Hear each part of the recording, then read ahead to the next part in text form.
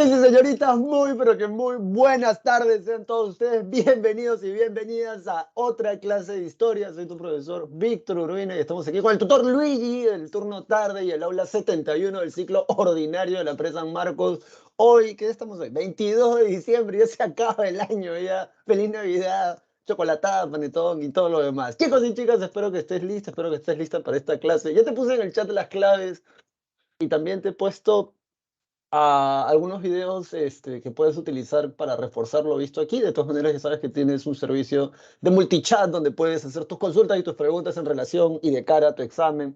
O lo que no entiendas. ¿Cómo estás? Muy buenas tardes, Rosa Vivian, la primera persona que nos saluda después de 3 semanas, creo. ¿Dónde han estado, chicos y chicas? Los he extrañado mucho interactuar con ustedes, al menos por el chat, ¿no?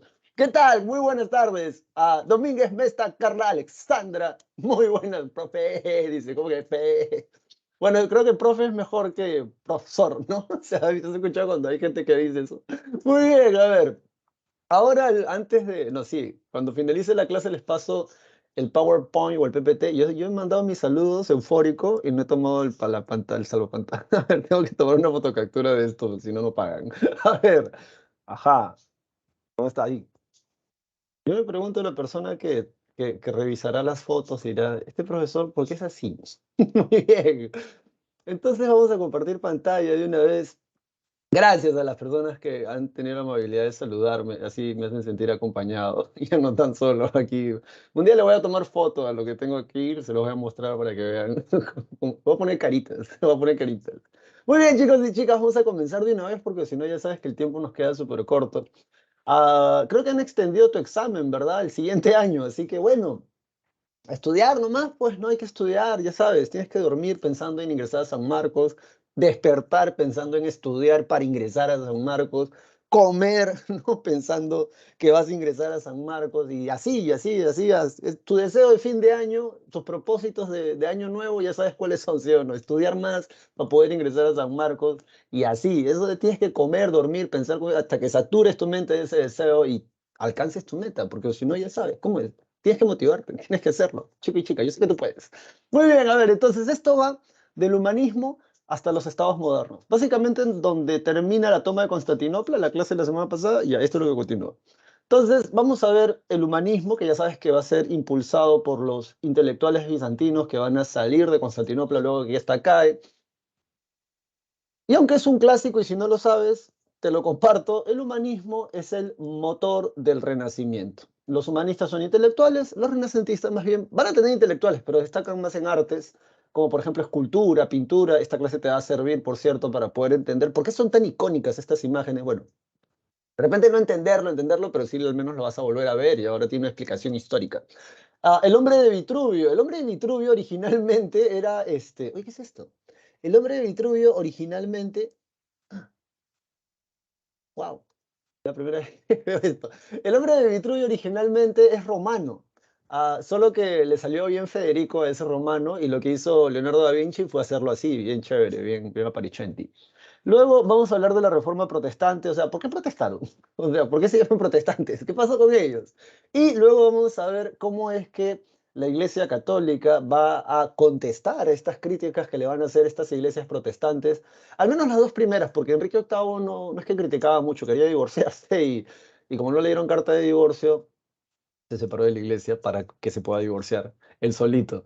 Él es Enrique VIII, por cierto, míralo ahí, un- todo un playboy, ¿ya? Enrique VIII, mira, eso es un hombre súper atractivo, chica, o sea, le hablo a las personas del sexo femenino heterosexual. Señoritas, aunque tú no lo creas, este tipo era un papacito en esa época. Y no por ser rey, ¿eh? Es el fenotipo de la época, de hecho. Recuerda que esta gente está saliendo de la peste negra, así que piensa algo que yo espero que te ayude en esta clase también a querernos, a amarnos un poquito más. El concepto de belleza o el concepto de lo que es atractivo no es igual en todas las culturas, ni es la misma en el tiempo. Profe, no lo entiendo. O sea, varón, señorita, cuando tú piensas en alguien simpático o simpática, cuando tú piensas en una persona que a ti te guste, físicamente hablando, ¿no? Ah, aunque tú no lo creas, muchos de nuestros gustos están condicionados por la televisión, por los medios de comunicación o por la cultura o la sociedad donde vivimos. Entonces, ponte a pensar que durante al final de la Edad Media, la gente que no era atractiva era la gente flaca. Y tú dirás, ¿cómo, profesor? Pero si ahorita está de moda ser así, anoréxico, bulímico. No, no está de moda, eso no está de moda, eso estás mal de la cabeza. Caso es que o sea, no, al final la crisis de la Edad Media, o sea, ser flaco, ser flaca, eso es sinónimo de pobreza, de que te puedes morir además, porque si estás así flaco o flaca es porque estás malnutrido. Eso dice tu separata. La gente se muere porque no tiene comida, y si no tienes comida, ¿qué crees? Que vas a estar así, como este señor, todo cachetón, todo con sus rollitos, todo sexy, ahí, todo voluptuoso, todo renacentista. Bien, entonces vamos a hablar de eso también, abuelo de pájaro. Y bueno, la respuesta de la Iglesia Católica va a ser la contrarreforma. Vamos a ver qué cosa te puede preguntar la PRE de cara a tu examen. Número dos, porque por lo general esto lo preguntan en el número dos. Luego, la expansión europea, que de alguna manera, ya sabes, estamos ah, o sea, me ves así vestido a mí porque justamente compartimos parte de su cultura, ¿bien? Si nos hubiesen conquistado los musulmanes, así has visto la final del mundial, has visto que había un patita con unos turbantes, unas como sábanas ahí tiradas en todo su cuerpo, así estaría vestido. Y no habrían chicas además aquí, porque acuérdate que en algunos países árabes está prohibido que las mujeres vayan a la universidad, porque ¿para qué van a ir? ¿No? O sea, eso piensan ellos, no yo. Dicho esto, esto está en relación directa con la toma de Constantinopla, como puedes ver aquí en el PPT. Y luego vamos a hablar de Portugal y de España, que son estos países que se van a lanzar al mar para buscar nuevas rutas hacia las Indias. Sobre Cristóbal Colón, por cierto, te adelanto que vamos a hablar de él la semana que viene, porque ahí vamos a tocar los 4 viajes de Cristóbal Colón, así que no te afanes, acá solamente es una cuestión para mencionarlo. Y bueno, también han colocado aquí, me parece súper chévere, súper mostropi, el Tratado de Tordesillas. Hace tiempo vino como pregunta en el examen general de San Marcos. Acá la PRE nunca lo ha preguntado, ¿bien? Pero es importante desde un punto de vista histórico y sociocultural para que puedas entender por qué en este lado del continente americano hablan Brasil, iba a decir, hablan portugués, ¿bien? Porque como tú puedes ver en pantalla, todo lo que está en lila le pertenece a Portugal y todo lo que está en amarillito, en teoría, le pertenece a España. Y eso lo van a decretar a través del Tratado de Tordesillas. Dicho esto, vamos a hablar finalmente, y aquí estaremos o sea, volando de los estados modernos y de cuáles son las características y los antecedentes para que surjan estos estados modernos que luego van a, ya sabes, eh, implosionar con la Revolución Francesa, deviniendo en la sociedad en la que tú y yo vivimos actualmente. O sea, una de las cosas que tienes que entender con este curso de historia es que no siempre hemos tenido la sociedad en la que tú y yo estamos viviendo ahora. De hecho, lo común antes, lo normal, era que la gente mirara del hombro para abajo al que era plebeyo. O sea, si tú tenías el privilegio de haber nacido en la nobleza, tú tenías derechos y deberes diferentes solo por haber nacido en ese grupo. Ahora, puedes ser un noble o una noble pobre, o sea, no tienes ducado, no tienes marquesado, no tienes condado, eres un noble pobre. Entonces, como eres un noble pobre, te conviertes en vasallo o te conviertes en caballero. Y si eres una señorita, aspiras a casarte, pues, o sea, si tienes suerte con un duque, un conde, un marqués, pero tienes que ser noble. Y en estas sociedades la gente sí eh, se margina. Tienes que entender que en nuestro país, como dice José María Arguedas, es el país de todas las sangres, ¿no?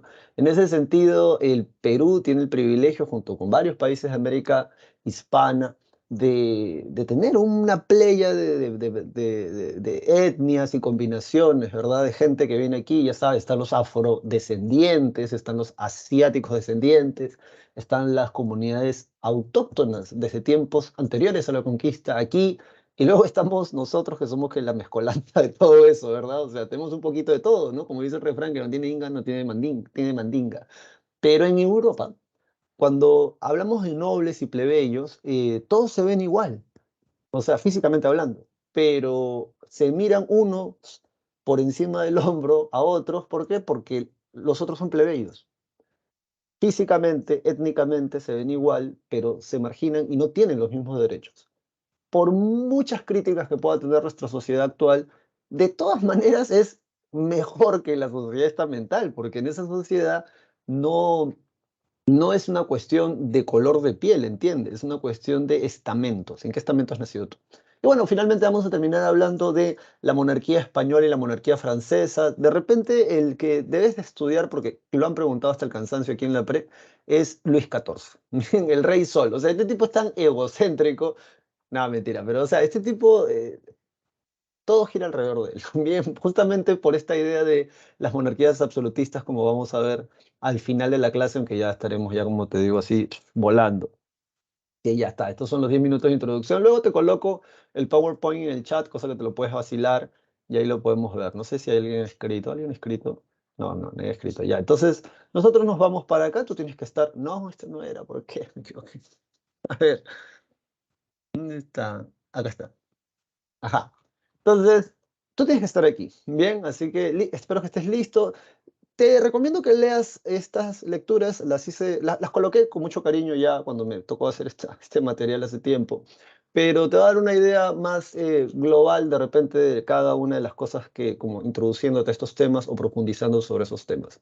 Yo me voy para, no, para acá no.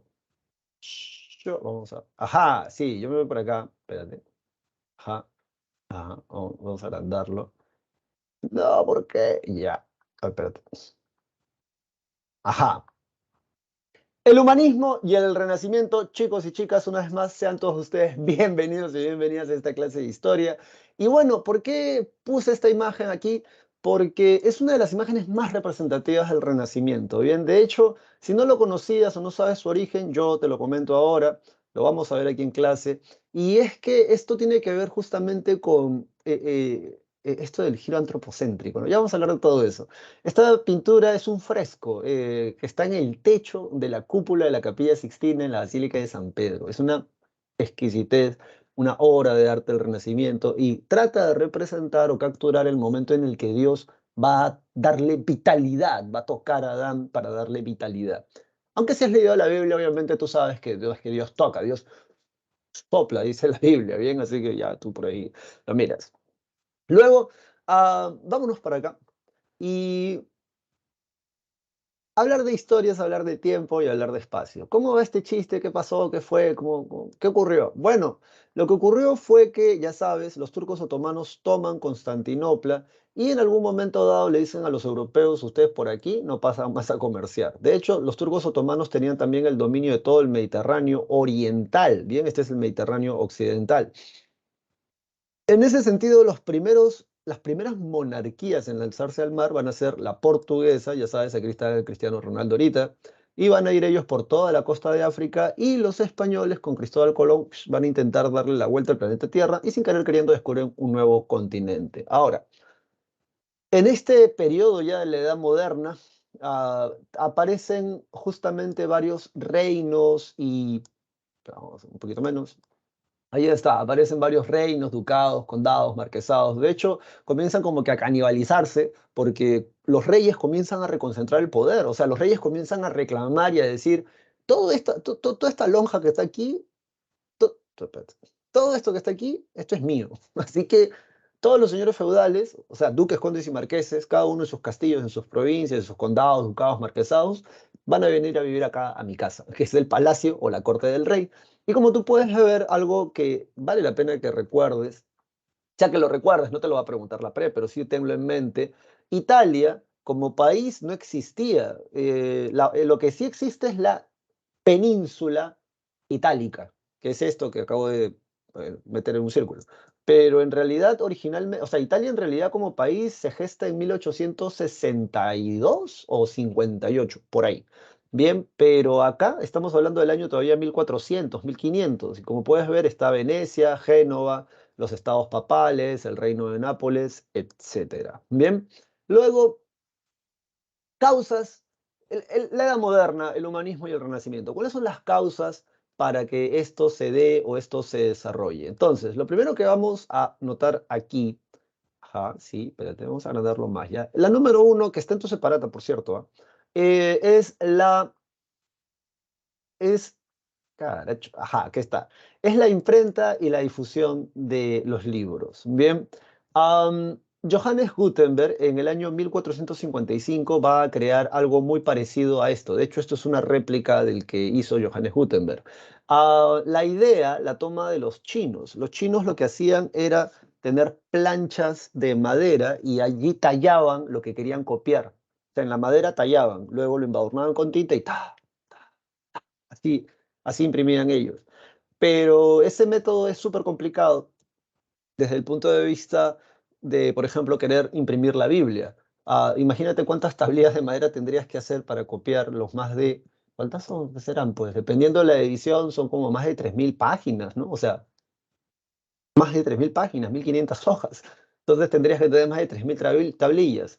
Johannes Gutenberg lo que va a hacer es crear esto de caracteres móviles.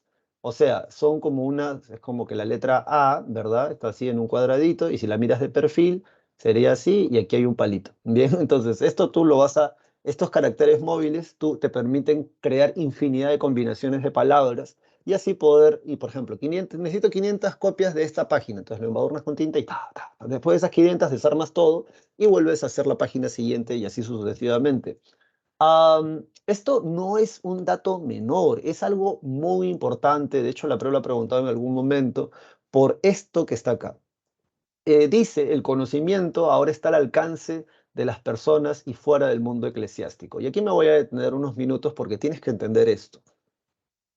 Antes, o sea, los ilustrados le pusieron edad oscura a la Edad Media, los ilustrados, 1700, 1800, 1700 en adelante, le van a poner edad oscura a la Edad Media, los ilustrados, porque ellos van a decir que el conocimiento estaba en las tinieblas. Y bueno, no es que sea así, ¿no? Lo que sucede es que si tú querías, varón o señorita, estudiar matemática, filosofía, anatomía, botánica, tenías que aprender latín y tenías que buscar estos libros dentro de las iglesias, catedrales o conventos. De ahí que vengan las bases de las futuras universidades, eso está en tu separata. El punto es que para que tú aprendas latín, tienes que estar dentro de una orden eclesiástica. ¿Y por qué necesitas aprender latín? Porque los libros los tienen ellos. Ellos son los que van a resguardar parte del conocimiento durante toda la Edad Media. Ahora, este conocimiento, ¿cómo lo resguardan? Copiando los libros a mano. Entonces, imagínate tú que quieres estudiar matemática, pero te dicen, bueno, en la iglesia están los libros, en la iglesia de acá, no en Francia, en Italia, en España, ahí están los libros. Entonces, supongamos que por ahí tienes acceso a los libros, que no se lo dan a cualquiera. Entonces, accedes a esos libros y no puedes leerlos porque los libros están en latín. Ahora, ¿quiénes son los únicos que hablan latín todavía en Europa para el año 1450? Los miembros de la iglesia. Son los únicos que hablan latín, porque en España hablan castellano mayoritariamente, catalán, luego te hablan por ahí los portugueses, portugués, los franceses, francés, ¿no? Entonces, los germanos alemán, ¿no? Entonces, así, cada uno habla sus propias lenguas, que son las lenguas romance. Los únicos que hablan latín todavía son ellos. Entonces, tú tendrías que ordenarte como un sacerdote o ser parte de una orden sacerdotal o miembro del clero, y esto no te garantiza tampoco que tengas acceso a los libros. Entonces, el conocimiento realmente está muy restringido o solo sirve para poder mantener la sociedad que la Iglesia Católica durante la Edad Media decía que había, que tenía que existir. ¿Cuál es esa sociedad? Estamentos. El primer estamento es la Iglesia, el segundo estamento son los nobles y el tercer estamento o el tercer estado son los plebeyos. Y bueno, cuando se crea la imprenta, va a ser un golazo, porque ahora, en primer lugar, los novelistas, los escritores de cada país van a poder publicar sus libros en su propio idioma. De ahí viene justamente esta idea de Dante Alighieri, viene esta idea de Petrarca y otros escritores más. Y porque antes la intelectualidad, o sea, si tú eras un intelectual de esos años, tú agarrabas y tú publicabas tus libros en latín. El problema es que nadie los leía, pues, o sea, no mucha gente los leía y además eran carísimos. Ahora, supongamos que tú eres noble y tú puedes mandarte a comprar libros. O sea, no es como ir a una librería en la actualidad. Supongamos que tú quieres tu Biblia. Entonces tú vas a una catedral y allí le dices al director, pues no le dices, "Oye, quiero mi Biblia, Antiguo y Nuevo Testamento". Entonces el tipo de la iglesia te va a decir, bueno, te va a costar carísimo porque para poder hacerlo necesitamos a 8 o 6 personas haciéndote una copia. Entonces tú dices, normal, yo pago. ¿Cuándo lo tienen listo? Bueno, de aquí a 8 o 6 años más o menos. 8 o 6 años, ¿no? Entonces después de 8 o 6 años te dan la Biblia. ¿Y la puedes leer? No. ¿Por qué no la puedes leer? Porque está en latín. Bien, entonces, es un rollo, ¿bien? En cambio, con la imprenta, justamente, este dato es importante y lo han preguntado muchas veces, vale la pena que lo entiendas, al menos te he tratado de graficarlo así. Luego, la segunda causa para para este surgimiento del humanismo y el renacimiento son el crecimiento comercial o la bonanza económica, para que me entiendas, de las ricas ciudades italianas. En la actualidad vendría a ser Italia, en ese tiempo en realidad eran repúblicas o estados independientes. Génova, Venecia y del que no te puedes olvidar definitivamente es de Florencia. De hecho, todas las investigaciones coinciden en decir que es de Florencia de donde nace el Renacimiento y que por cierto es una familia de burgueses, vamos a hablar de los mecenas, quienes impulsan el Renacimiento desde la ciudad de Florencia, que vendrían a ser los Medici. O sea, tienes que conocerlos. Es cultura general. Bien, o sea, los Medici son unos burgueses. Profesor, ¿qué es un burgués? Un burgués es alguien que no hace zapatos, pero te puede vender zapatos. No cultiva especias, no, pero te puede vender las especias. No es sastre, pero te puede vender ropa. Presta plata, cobra intereses, ¿no? Entonces, ese es un burgués, como un microempresario, ¿no? O sea, se vale por sí mismo, él es dueño de su propio negocio. Am, los Medici son una familia burguesa de la ciudad de Florencia. Y esto es una lección que de repente alguno de ustedes tal vez algún día quiera poner en práctica. Lo que sucede es que en la actualidad hay mucha gente que tiene plata acá en el Perú, pero son muy pocos aquellos que realmente invierten en arte.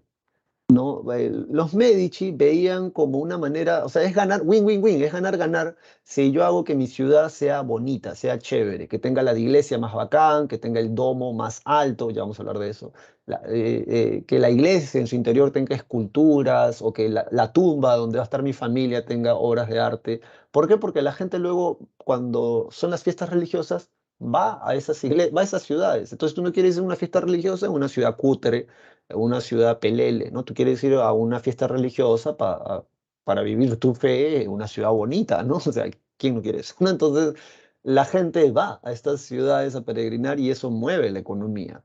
Los Medici van a comenzar a financiar a artistas.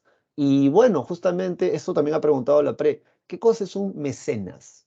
Un mecenas, anota, es alguien que protege y financia a un artista. A veces dicen solo financiar, pero es que no solamente hacen eso los mecenas. Hay mecenas que tienen que proteger a sus artistas, porque estos artistas rompen con la época. O sea, tú te imaginas que en la Edad Media, los más porno, por así decirlo, que tú puedes ver, son las antiguas esculturas griegas o romanas, porque por ahí hay calatos, hay calatas. Y esto no está abierto a todo el mundo. Am, o verle el tobillo a una señorita, o sea, tú le ves el tobillo a una señorita varón y yo tú, ¡ah! Le vi el tobillo, ¿no? Ya estabas alucinando, ¿no? Entonces, tú dirás, ¿en serio? Sí, no es broma, no es broma, no es chiste, o sea, la mentalidad cambia, ¿bien? Pero en la actualidad, pues, desnudos, tanto hombres como mujeres, puedes encontrar y si tienes un celular, también vas a poder, digamos, vacilarte todo eso. Pero en esta época no es así y hay artistas que dibujan full calatos, full calatas. Entonces, los miembros de la iglesia, algunos nobles, un poco más conservadores, quieren meterle mano a estos artistas por pasados, pues, ¿no? Y hay mecenas que tienen que proteger a sus propios artistas. Por ejemplo, Julio II era el mecenas de Miguel Ángel, que fue acusado de sodomía además, o sea, de homosexual. Pero era amigo, era pata. Si tú revisas, tenía una relación de amistad muy interesante. De hecho, Miguel Ángel es el que pinta el techo de la Capilla Sixtina. Es una obra de arte para la humanidad, declarado Patrimonio de la Humanidad por la UNESCO. Ya lo vamos a ver más adelante. Entonces, ¿qué cosa es un mecenas? Alguien que financia y protege a un artista. Número dos, ¿qué tipos de mecenas hay? Bueno, están los burgueses, que por ejemplo, la cabeza son los Medici. Luego están los Borgia, los Sforza. Luego también hay reyes que son mecenas, como por ejemplo Carlos I de España o Carlos V de Alemania. Es la misma persona, es el rey de esas dos monarquías, de España y de Alemania. O Francisco I de Francia. Luego también tenemos a papas, como por ejemplo Nicolás y Julio II. Bien, por cierto, los Medici han sido prácticamente mecenas de todos los artistas de los que vamos a hablar en esta clase de alguna u otra manera. Luego, la última cosa que mira, es la tercera o cuarta vez que se va a repetir en tus separatos. Es un dato muy importante realmente, no te puedes olvidar de ese dato. Es que estos intelectuales bizantinos que van a ir a estas ciudades, como por ejemplo Génova, Florencia y Venecia, Lo hacen porque Constantinopla ha sido tomada a manos de Mehmed o Mohamed II. Bien, y eso ya sabes que también, sin querer queriendo, hace que se descubra, sin querer queriendo, el continente americano. Luego de esto, pasamos inmediatamente a esta parte de acá, que es el humanismo. Bien, sobre el humanismo, ¿qué podemos decir? Bueno, primero, apréndete la definición, que es algo que le habría preguntado. Es un movimiento intelectual. Cuando tú escuches hablar de un intelectual, básicamente están hablando de una persona que teoriza o trata temas sociales, culturales, y que casi siempre es un escritor, como los que están acá. ¿Ves? Por eso también les puse las portadas de estos libros, porque básicamente así los vas a diferenciar, o así lo vas a estudiar en todo caso. O sea, también hay artistas dentro del periodo humanístico, pero destacan más los intelectuales. ¿Ves? Aquí están, por ejemplo, estos libros, los escritores, los libros escritos por estos intelectuales. Entonces, el humanismo es un movimiento intelectual desarrollado en Europa durante los siglos XV, perdón, XIV y XV, o sea, 1300 al 1400. Y pretende descubrir al hombre, su rayo, su tanto superata, y darle un sentido, palabra clave, racional a la vida. Y la primera característica de esto del humanismo es el giro antropocéntrico. ¿Por qué se dice esto del giro? Porque antes, en la Edad Media, todo giraba en torno a la teología, bien, a la teología. Profesor, ¿qué es teología? Teo, Dios, logia, estudio. Teología, el estudio de Dios. Aunque tú no lo creas, durante la Edad Media se van a hacer libros, tratados, volúmenes, textos, un montón de investigación teológica que hablaba de diferentes temas. De hecho, ha pervivido en ciertos círculos una frase que viene del Imperio Bizantino. Escucha, la frase es, eso es una discusión bizantina. ¿Qué significa discusión bizantina? Bueno, mira, te cuento. Por ejemplo, una discusión bizantina. A ver, si quieres participar, presta tu audio y me dices, ¿ya? Pero esto es una pregunta abierta, no hay una respuesta correcta. A menos que tú creas que sí tenerla. Una discusión bizantina, un tema de discusión bizantina de ese contexto, ¿cuántos ángeles se pueden parar en la cabeza de un alfiler? Supongamos que esto es un alfiler. Varón, señorita, ¿cuántos ángeles crees que se pueden parar en la cabeza de un alfiler? Yo creo que 33. ¿Tú cuántos dices? Otra discusión bizantina. ¿Adán tenía ombligo? Otra discusión bizantina. ¿Cuánto mide la ciudad sagrada de Sion, esta que va a venir después del Apocalipsis? En la Biblia tenían las medidas, por cierto. Luego, bueno, hay otros temas que son más locos. Por ejemplo, eh, Jesucristo, cuando murió en la cruz, ¿murió como hombre o murió como Dios? Y si era Dios hecho hombre, ¿por qué murió?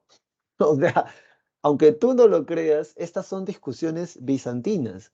Y estas discusiones luego, con el tiempo, justamente en la época esta de la Edad Moderna y ya más en la Ilustración, pasan a ser sinónimo de discusiones sin sentido. Y tú dirás, ¿cómo que, profesor, es una discusión sin sentido? Claro que Adán no tenía ombligo, profesor, porque Adán no nació de una mujer. Adiós. O sea, no sea tonto, profesor, porque, o sea, tú lo has visto, Adán, pues, no, claro, tú le has visto el ombligo a Adán, por eso Adán no tenía ombligo, ¿sí o no? Pero ahí está el detalle, pues, ¿no? Y por eso es el giro antropocéntrico, por eso esta palabra no es casual, ni tampoco esto del hombre de Vitruvio, porque los humanistas van a comenzar a criticar justamente estos temas, ¿no? ¿Por qué? Porque no se pueden verificar. O sea, y de ahí viene también la tolerancia religiosa. Está bien que tú creas en ciertas cosas a partir de tu religión o de tu fe, porque, o sea, de repente en esta clase hay gente que es atea, o hay gente que es budista, o hay gente que es musulmana, sintoísta, taoísta, qué sé yo. Pero ese es el detalle, ¿no? O sea, mientras que tú vivas tu fe normal, no hay rollo, pero no trates de imponerle tus creencias a otro, porque lo que tú crees, básicamente, sometido al análisis de la razón, no se puede verificar. O alguno de ustedes me puede decir, profesor, yo estoy 100% seguro que un ángel se puede parar en la cabeza de un alfiler. O profesor, yo estoy 100% seguro que Adán no tenía ombligos. No se puede, no se puede. Entonces, lo que sí se puede, van a decir los humanistas, lo que sí podemos hacer es basarnos en nuestros sentidos. O sea, todo lo que el ser humano pueda oler, ver, escuchar, saborear, tocar, eso sí podemos estudiarlo. ¿Por qué? Porque a través del método científico que luego va a sintetizar René Descartes o Descartes, como quieras llamarlo, sí podemos verificar, por ejemplo, esto, ¿no? Tienes un objeto, ¿qué pasa si a este objeto le echamos agua o lo tiramos al mar? ¿Flota? Flota, anótalo. ¿Qué pasa si este objeto lo quemamos? Se funde. ¿Cómo se funde? Anótalo. Entonces, estas anotaciones luego las puede leer un africano, un asiático, alguien de Oceanía, alguien de Europa, y puede replicar ese experimento y decir, ah, mira, este es el mismo objeto de hace años de este experimento, vamos a echarle agua, vamos a quemarlo, a ver si bota los mismos resultados. Y esto se puede percibir a través de los sentidos. Por esa razón, hay un giro antropocéntrico, ¿bien? Porque ahora el hombre, van a decir, es la medida de todas las cosas. Dicho esto, van a inspirarse en la cultura clásica o grecorromana, o sea, em, sí, claro, en los valores filosóficos, estéticos de la cultura grecorromana, griegos, romanos. Luego van a rechazar la escolástica. Estos humanistas que son racionales, ¿por qué rechazan la escolástica? Por esto, la rechazan por dogmática. Es un rollo escribir con esto. ¿Qué cosa es un dogma, por cierto? Un dogma, para aquellos que no son creyentes o practicantes, un dogma es una regla de fe. Profesor, ¿qué es una regla de fe? O sea, tú lo crees sin cuestionarlo, simplemente lo crees y no lo cuestionas. La regla de fe que siempre pongo como ejemplo es aquella que dice, en el mundo obviamente cristiano, que Jesús nace sin intervención masculina, o sea que la Virgen María concibió a luz sin haber tenido relaciones con un hombre. Pero tú llegas a tu clase de la Pre San Marcos, al curso de biología, y tu profesor o tu profesora de biología, ¿qué cosa te dice? Para que se dé la concepción necesitas un óvulo y un espermatozoide. El espermatozoide fecunda el óvulo y se da la concepción. Si no, no puede haber nacimiento. Sí o sí tiene que haber un espermatozoide. Entonces, ¿a quién le crees? Bueno, profesor, el dogma a mí me dice que yo crea, no que cuestione. Pues bien, para la Edad Media o para el final de la Edad Media, inicios de la Edad Moderna, durante toda la Edad Media, la Iglesia o sus miembros se habían encargado de llenar la sociedad europea de dogmas, un montón de dogmas. Y el problema con estos dogmas es que no te permiten criticarlos, no te permiten racionalizar sobre estos dogmas, simplemente te dicen cree y cree callado. Y otra característica de los dogmas es que simplemente te las tienes que memorizar.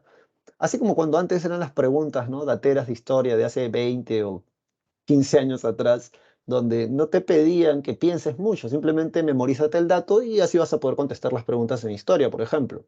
Ahora ya no es así, ¿no? Ahora lo que se te pide es que infieras, hagas comparaciones para que puedas deducir una respuesta, retomando saberes pasados aprendidos, o sea, que hagas trabajar más áreas del cerebro. La educación escolástica era así, pues, dogmática y memorística. Los humanistas van a rechazar completamente eso. Luego van a emplear justamente también, gracias a la imprenta, las lenguas romance como el castellano, sardo, catalán, provenzal, rumeno, italiano, francés, portugués, y así van a estudiar también. Bien, luego tenemos un nuevo pensamiento político que básicamente tiene que ver con esta idea de que los monarcas deben de concentrar el poder y deben de empezar a quitarle poder a la iglesia. Bien, eso se le llama el proceso de secularización. Representantes de este periodo, primero tenemos a Francesco Petrarca con Canzonieri o Canto a Laura. Luego tenemos a Erasmo de Rotterdam. Según algunos investigadores, este es su chaplín, o sea, su apodo, y que muy probablemente Erasmo de Rotterdam era un miembro de la iglesia, solo que necesitaba ponerse un apodo porque si descubrían quién era, lo podían quemar por estar criticando desde adentro de la iglesia a la propia iglesia.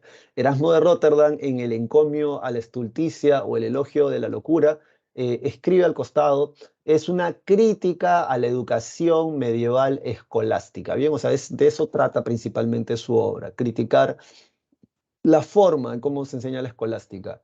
Ah, y bueno, me estaba olvidando de algo, te estoy hablando de la escolástica y no te he dicho qué es.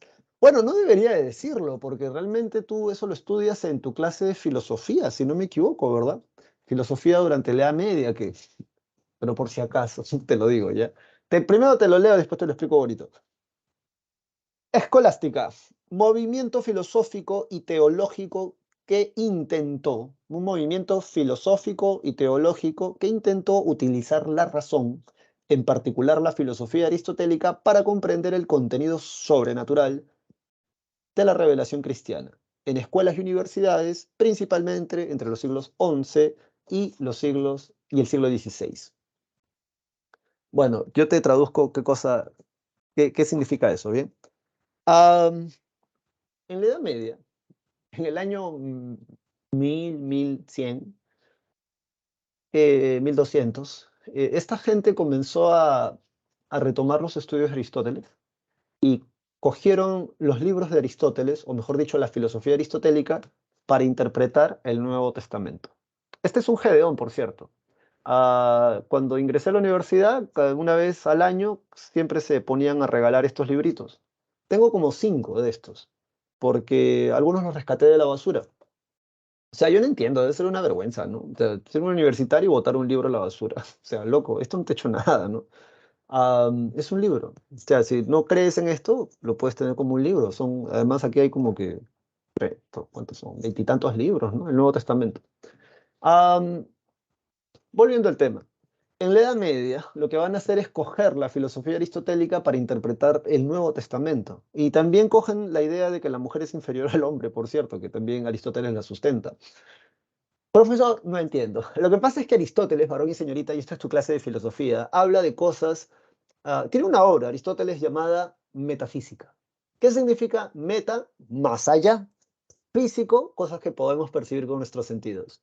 Metafísica, más allá de nuestros sentidos. Aristóteles en esa obra, por ejemplo, habla del motor inmóvil. En la universidad alguna vez hice una investigación sobre eso porque el dios aristotélico es muy parecido al dios cristiano. El caso es que, como Aristóteles habla en esa obra metafísica de cosas que existen pero no podemos percibirla en nuestros sentidos, los padres de la Iglesia Católica en la Edad Media van a utilizar esos conceptos para poder estudiar el Nuevo Testamento. ¿Por qué? Porque en el Nuevo Testamento se hablan de cosas que existen, pero no podemos percibir con nuestros sentidos. Como por ejemplo, ¿qué, profesor? El infierno, el cielo, los ángeles, el espíritu, entre otras cosas más. O sea, sí, pues no, en teoría existen, ¿no? Pero no podemos percibirla con nuestros sentidos. Bien, entonces, eso es. Luego, Nicolás Maquiavelo escribe El Príncipe. Como le decía a mis estudiantes, y ahora se los digo a ustedes, no creo que algún presidente del Perú haya leído alguna vez El Príncipe de Nicolás Maquiavelo. O sea, de haberlo leído, por ejemplo, durante la época de la República, tal vez hubiésemos tenido un país diferente. O después de la guerra contra Chile también, ¿no? Y tú dirás, ¿por qué, profesor? Porque El Príncipe es un manual de cómo gobernar. Maquiavelo le dedica esta obra a Carlos I de España o Carlos V de Alemania, y básicamente es un manual para príncipes, para reyes, o sea, te dice cómo gobernar. Hay mucha gente que resume el libro de Maquiavelo como el fin justifica los medios. Te informo que esa frase no existe en el libro de Maquiavelo. Yo he tenido la oportunidad de leer 2 capítulos de ese libro. Y, o sea, por ejemplo, Maquiavelo te dice, ¿no? Príncipe te dice, ¿no? O duque, conde, marqués, rey. Si quieres subir los impuestos, escucha, esto dice Maquiavelo, una vez que subas los impuestos, a las primeras 500 personas que se rebelen por el alza de impuestos, córtales la cabeza públicamente. Y vas a ver cómo el resto de la población, callada, acepta la subida de impuestos. No vaya a ser que te pase como otros príncipes, que cuando suben los impuestos, la gente empieza a criticarlos, se les revela y los matan o los cambian por otra autoridad. Y pone ejemplos históricos, Maquiavelo, de eso. Se basa mucho en los romanos, por ejemplo, entre otras historias más de su tiempo, pero Maquiavelo realmente da muy buenos consejos desde el punto de vista del gobierno. O sea, no desde el punto de vista de que mates a la gente, eso no, pues no te pases, no seas infantil, sino más bien desde el punto de vista de cómo proceder, cómo inclusive mantener tu propio reino y alejado de tus enemigos. O sea, cómo poder hacer que no te quiten tierras, por ejemplo, luego de una guerra, ¿no? O evitar una guerra, o ir a la guerra estando preparado, cosas muy interesantes, ¿bien? Tomás Moro es un escritor de Inglaterra a quien Enrique VIII le cortó la cabeza por andarlo fastidiando. Lo que pasa es que Tomás Moro le decía, eres un pecador porque te has divorciado y te has separado de la Iglesia Católica. Enrique VIII, una de las iglesias protestantes. Y por eso le cortaron la cabeza. Pero antes de morir, ese tipo hizo esta obra llamada Utopía, que básicamente es una isla donde hay un pueblo o una sociedad perfecta. No pasan hambre, no tienen necesidades de nada. El oro y la plata son como cualquier otro metal, porque en realidad son eso, son metales. El valor del oro y la plata no es porque tengan un valor en sí mismo, sino porque el ser humano le da un valor. Sí entiendes eso, ¿verdad? Las piedras preciosas, los niños juegan con diamantes en las calles, con perlas, así. ¿Por qué? Porque son piedras, nada más. O sea, que sean objetos de valor económico es para la sociedad europea del tiempo de Tomás Moro. Algunos investigadores plantean que se habría basado en las crónicas de la conquista del imperio incaico o del imperio azteca, que ya se tenían para ese tiempo, para que él pueda hacer su obra Utopía. Y Antonio de Nebrija con gramática castellana, que creo que es el primer libro de gramática en el castellano. Bien, todos esos son los representantes, por ahí vale la pena que los estudies o los revises. Luego de esto, nos vamos inmediatamente al Renacimiento, señores y señores. Y como te decía, el humanismo es el motor del Renacimiento. O sea, el Renacimiento no se puede dar si estos intelectuales no hubiesen comenzado a cuestionar la sociedad de su tiempo, las costumbres un poco arcaicas. Ya para ellos eran arcaicas esas costumbres. Entonces, los renacentistas, ¿qué dice? Y esto te lo puede preguntar la PRE, es un movimiento, de hecho ya ha preguntado por las definiciones, es un movimiento cultural que principalmente abarcó las artes. Vamos a usar otro color, creo. Que principalmente abarcó las artes. Te adelanto una cosa, bien. Los renacentistas imitan los valores estéticos de la cultura clásica, o sea, del mundo griego y romano. Es bastante curioso notar que cuando los renacentistas hacen edificios o cuando los renacentistas hacen esculturas, las hacen así, en blanco, porque cuando ellos van a Grecia, van a Roma o van a ver los edificios que habían pervivido de estas culturas, ven que construyen con mármol y que el mármol era blanco. Entonces ellos dicen, los griegos y los romanos construyen así, mira, con mármol blanco, qué chévere, no vamos a construirlo igual. Pero en realidad ni los griegos ni los romanos construían cosas monócromas. De hecho, si tú buscas en internet, vas a poder encontrar las estatuas con sus colores originales ya reconstituidas, porque los griegos y los romanos pintaban sus edificios y sus estatuas. Solo que como con el tiempo estos colores se fueron perdiendo, pero originalmente todas las estatuas estaban pintadas. Esta moda se impone sin querer queriendo, porque cuando los renacentistas, los artistas se inspiran en el mundo greco-romano, ven que los edificios son blancos, las estatuas son blancas, hagámoslo así. Pero en realidad originalmente ni los griegos ni los romanos tenían estas estatuas así de color blanco, estaban pintadas, como te digo. Eso también me lleva a decirte otra cosa. Cuando dicen que ellos se inspiran en los valores estéticos del mundo clásico, principalmente toman la arquitectura y la escultura, porque la pintura, y eso te lo pueden preguntar tranquilamente en la pre, la pintura es desarrollada por los propios renacentistas. O sea, es que ni los griegos ni los romanos llegaron al nivel de pintura de estos locos, ¿no? O sea, los renacentistas realmente para sacarse el sombrero, y ya te voy a explicar por qué, yo espero que lo entiendas. Y seguro que sí. Una característica de este movimiento cultural que principalmente abarcó las artes entre los siglos XV y XVI es que hay una exaltación al cuerpo humano, ¿sí? Como la vamos a ver más adelante en algunos artistas. Luego se inventa la perspectiva, ahora vamos a hablar de eso. Hay un estudio de la naturaleza y hay un renovado espíritu científico y de investigación. Sobre la invención de la perspectiva, la respuesta está en este cuadro. De hecho, ese cuadro es el que se le atribuye al tipo que pone de moda o que inventa, por así decirlo, esta idea de la perspectiva. Profesor, no entiendo. Ya, mira acá. Durante la Edad Media, las imágenes, ¿cómo son? A ver, creo que acá hay una imagen de la Edad Media. Ajá, sí, mira. Durante la Edad Media, las imágenes son así como esta que tú ves aquí. Bien. Profesor, no entiendo. Es que, mira, esta imagen no tiene idea de profundidad, no tiene idea de fondo. O sea, si tú comparas esta imagen con esta que está acá, hay un cambio muy interesante. Parece que la gente que está aquí está mucho más cerca a ti y a mí que las personas que están acá atrás. Ellas parece que están más lejos, ¿verdad? Ya, eso no existe en la Edad Media. Bien, eso es algo que se va a inventar en el Renacimiento y que además se le atribuye a Rafael Sanzio, el que lo inventa o el que lo pone de moda, dependiendo del autor que quieras leer, los desposorios de la Virgen, ¿bien? Además, no solamente es perspectiva, proporción y forma, porque durante la Edad Media los rostros, las caras, no son proporcionados. Mira, o sea, no hay una proporción en relación a la cabeza, el cuerpo, los brazos. Lo dibujas como te salga y como te salga, esperemos que te salga bien, pero acá no, acá sí van a tratar de tener mucho cuidado y mucho detalle en el tamaño, en la cabeza, o sea, hacerlo como debe de ser. Y es que, ¿por qué? Porque ellos buscan, y eso lo vamos a ver más adelante, capturar un instante. En la actualidad, la fotografía, o sea, antes, cuando se inventa la fotografía, por cierto, los pintores comienzan a ir a otro lado, porque originalmente el pintor lo que quería era capturar un instante o retratar, pintar un instante, ya sea de su mente o que ve, ¿no? En la vida cotidiana. Pero cuando se inventa la cámara fotográfica, bueno, esto no, pero cuando se inventa la cámara fotográfica, ya como que la pintura comienza a hacerse más abstracta, porque la cámara fotográfica ahora puede capturar esos momentos. Eso lo vamos a ver un poco más adelante.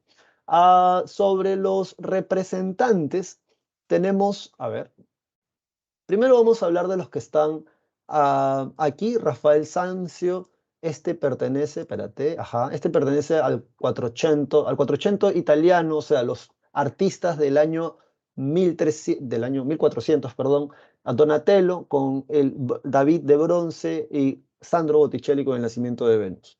Y luego ya vienen ya los más parados, que son Leonardo da Vinci, Rafael Sanzio, Miguel Ángel, que pertenecen al 1500, al Cinquecento italiano. Luego, am, aquí tenemos a Leonardo da Vinci con La Última Cena y la Gioconda, que son estos que están acá. Y bueno, sobre la Mona Lisa o la Gioconda, ¿no? Han hecho hasta canciones de esto. Algunos artistas, algunos estudiosos de este cuadro, que este cuadro, por cierto, mide más o menos este tamaño, plantean de que es el momento en el que ella está a punto de sonreír completamente, o sea, hacer así. No, una cosa así. Justo antes de sonreír completamente, captura ahí ese momento, dice. La pintura, por cierto, se ha oscurecido. No vayas a pensar que Leonardo da Vinci pintó originalmente con estos colores. No, la pintura ha ido perdiendo color. De hecho, no se nota mucho, pero la Mona Lisa tiene un velo y su cabello es de color castaño claro y rizado. No vayas a pensar que como es Mona Lisa, tiene cabello liso, ¿no? Sus vestidos son de color, creo que celeste y verde y ya está. En la actualidad se encuentra en el Museo del Louvre de París. Luego, sobre este cuadro que ha sido súper comentado cuando salió el Código Da Vinci, o al menos en mis tiempos, en realidad es una pintura hecha en una pared. Y pucha, pa' mal la pintura porque detrás de la pared estaba la cocina de la iglesia, así que se empezó a deteriorar muy rápido. Pero aquí también tenemos esta idea de profundidad y perspectiva, ¿no? ¿Sabes por qué esta gente está así? O sea, a mí eso es lo que me parece bonito digamos, los cuadros y las esculturas de Leonardo da Vinci o de Miguel Ángel. Am, hay gente que ha estudiado la posición de las manos de cada uno de los... Son los apóstoles, por cierto, ¿ah? Son Jesús y los 12 apóstoles. Bien, este está haciendo así, uy, sí, pero dicen que representan notas musicales. Búscalo por internet. Pero, ¿qué momento quiere capturar el artista aquí? ¿Por qué Jesús está mirando hacia abajo? Porque es el momento después, justo el momento después, donde Jesús dice, uno de ustedes me va a traicionar. Y todo el mundo. ¡Pua! Y entonces Miguel Ángel, en su mente, Leonardo da Vinci, perdón, en su mente loca, capturó ese instante. O sea, él dijo, así debió haber sido, ¿no? O sea, ¿cómo debió haber sido cuando Jesús le dijo a todos sus discípulos, uno de ustedes me va a traicionar, cabezón? Y entonces todo el mundo se pone en movimiento. Y ese es el instante que el artista quiere retratar aquí.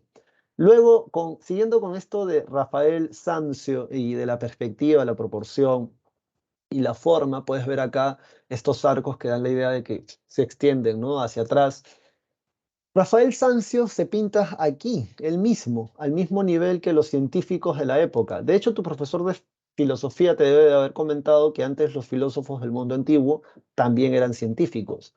Solo que ya con el tiempo, los filósofos en la actualidad se dedican a temas, a rollos mentales, a temas humanos, como por ejemplo, qué es la vida, qué es la muerte, por qué el ser humano contamina, si sabe que nos va mal. O sea, se la pasan así, ¿no? Entonces ellos debaten, discuten sobre estas cosas.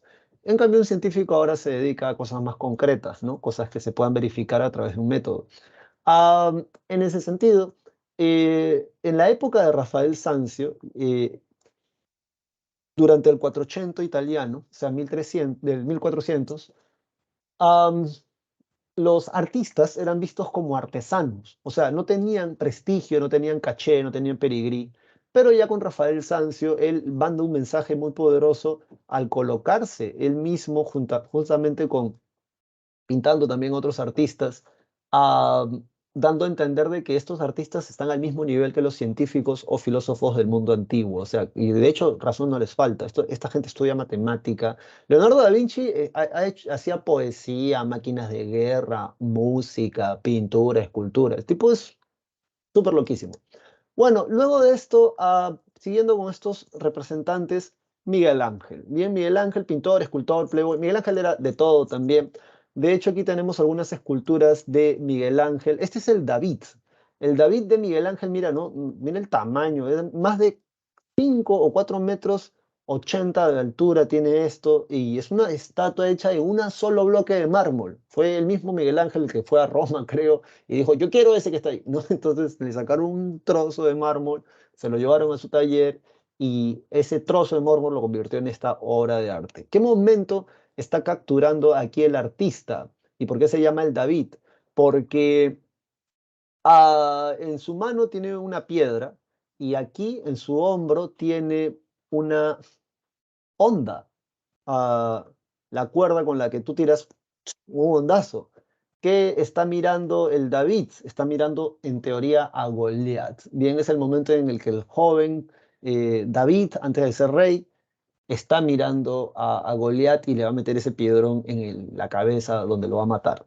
Luego también tenemos su famoso Moisés, o sea, mira, este tipo parece que, dice la tradición, el chisme histórico, que cuando Miguel Ángel terminó el Moisés, le dio dos palmadas en la rodilla y le dijo, ahora levántate y anda, le dijo, porque realmente se ve imponente, mira, es el patriarca del mundo eh, judeocristiano, ¿no?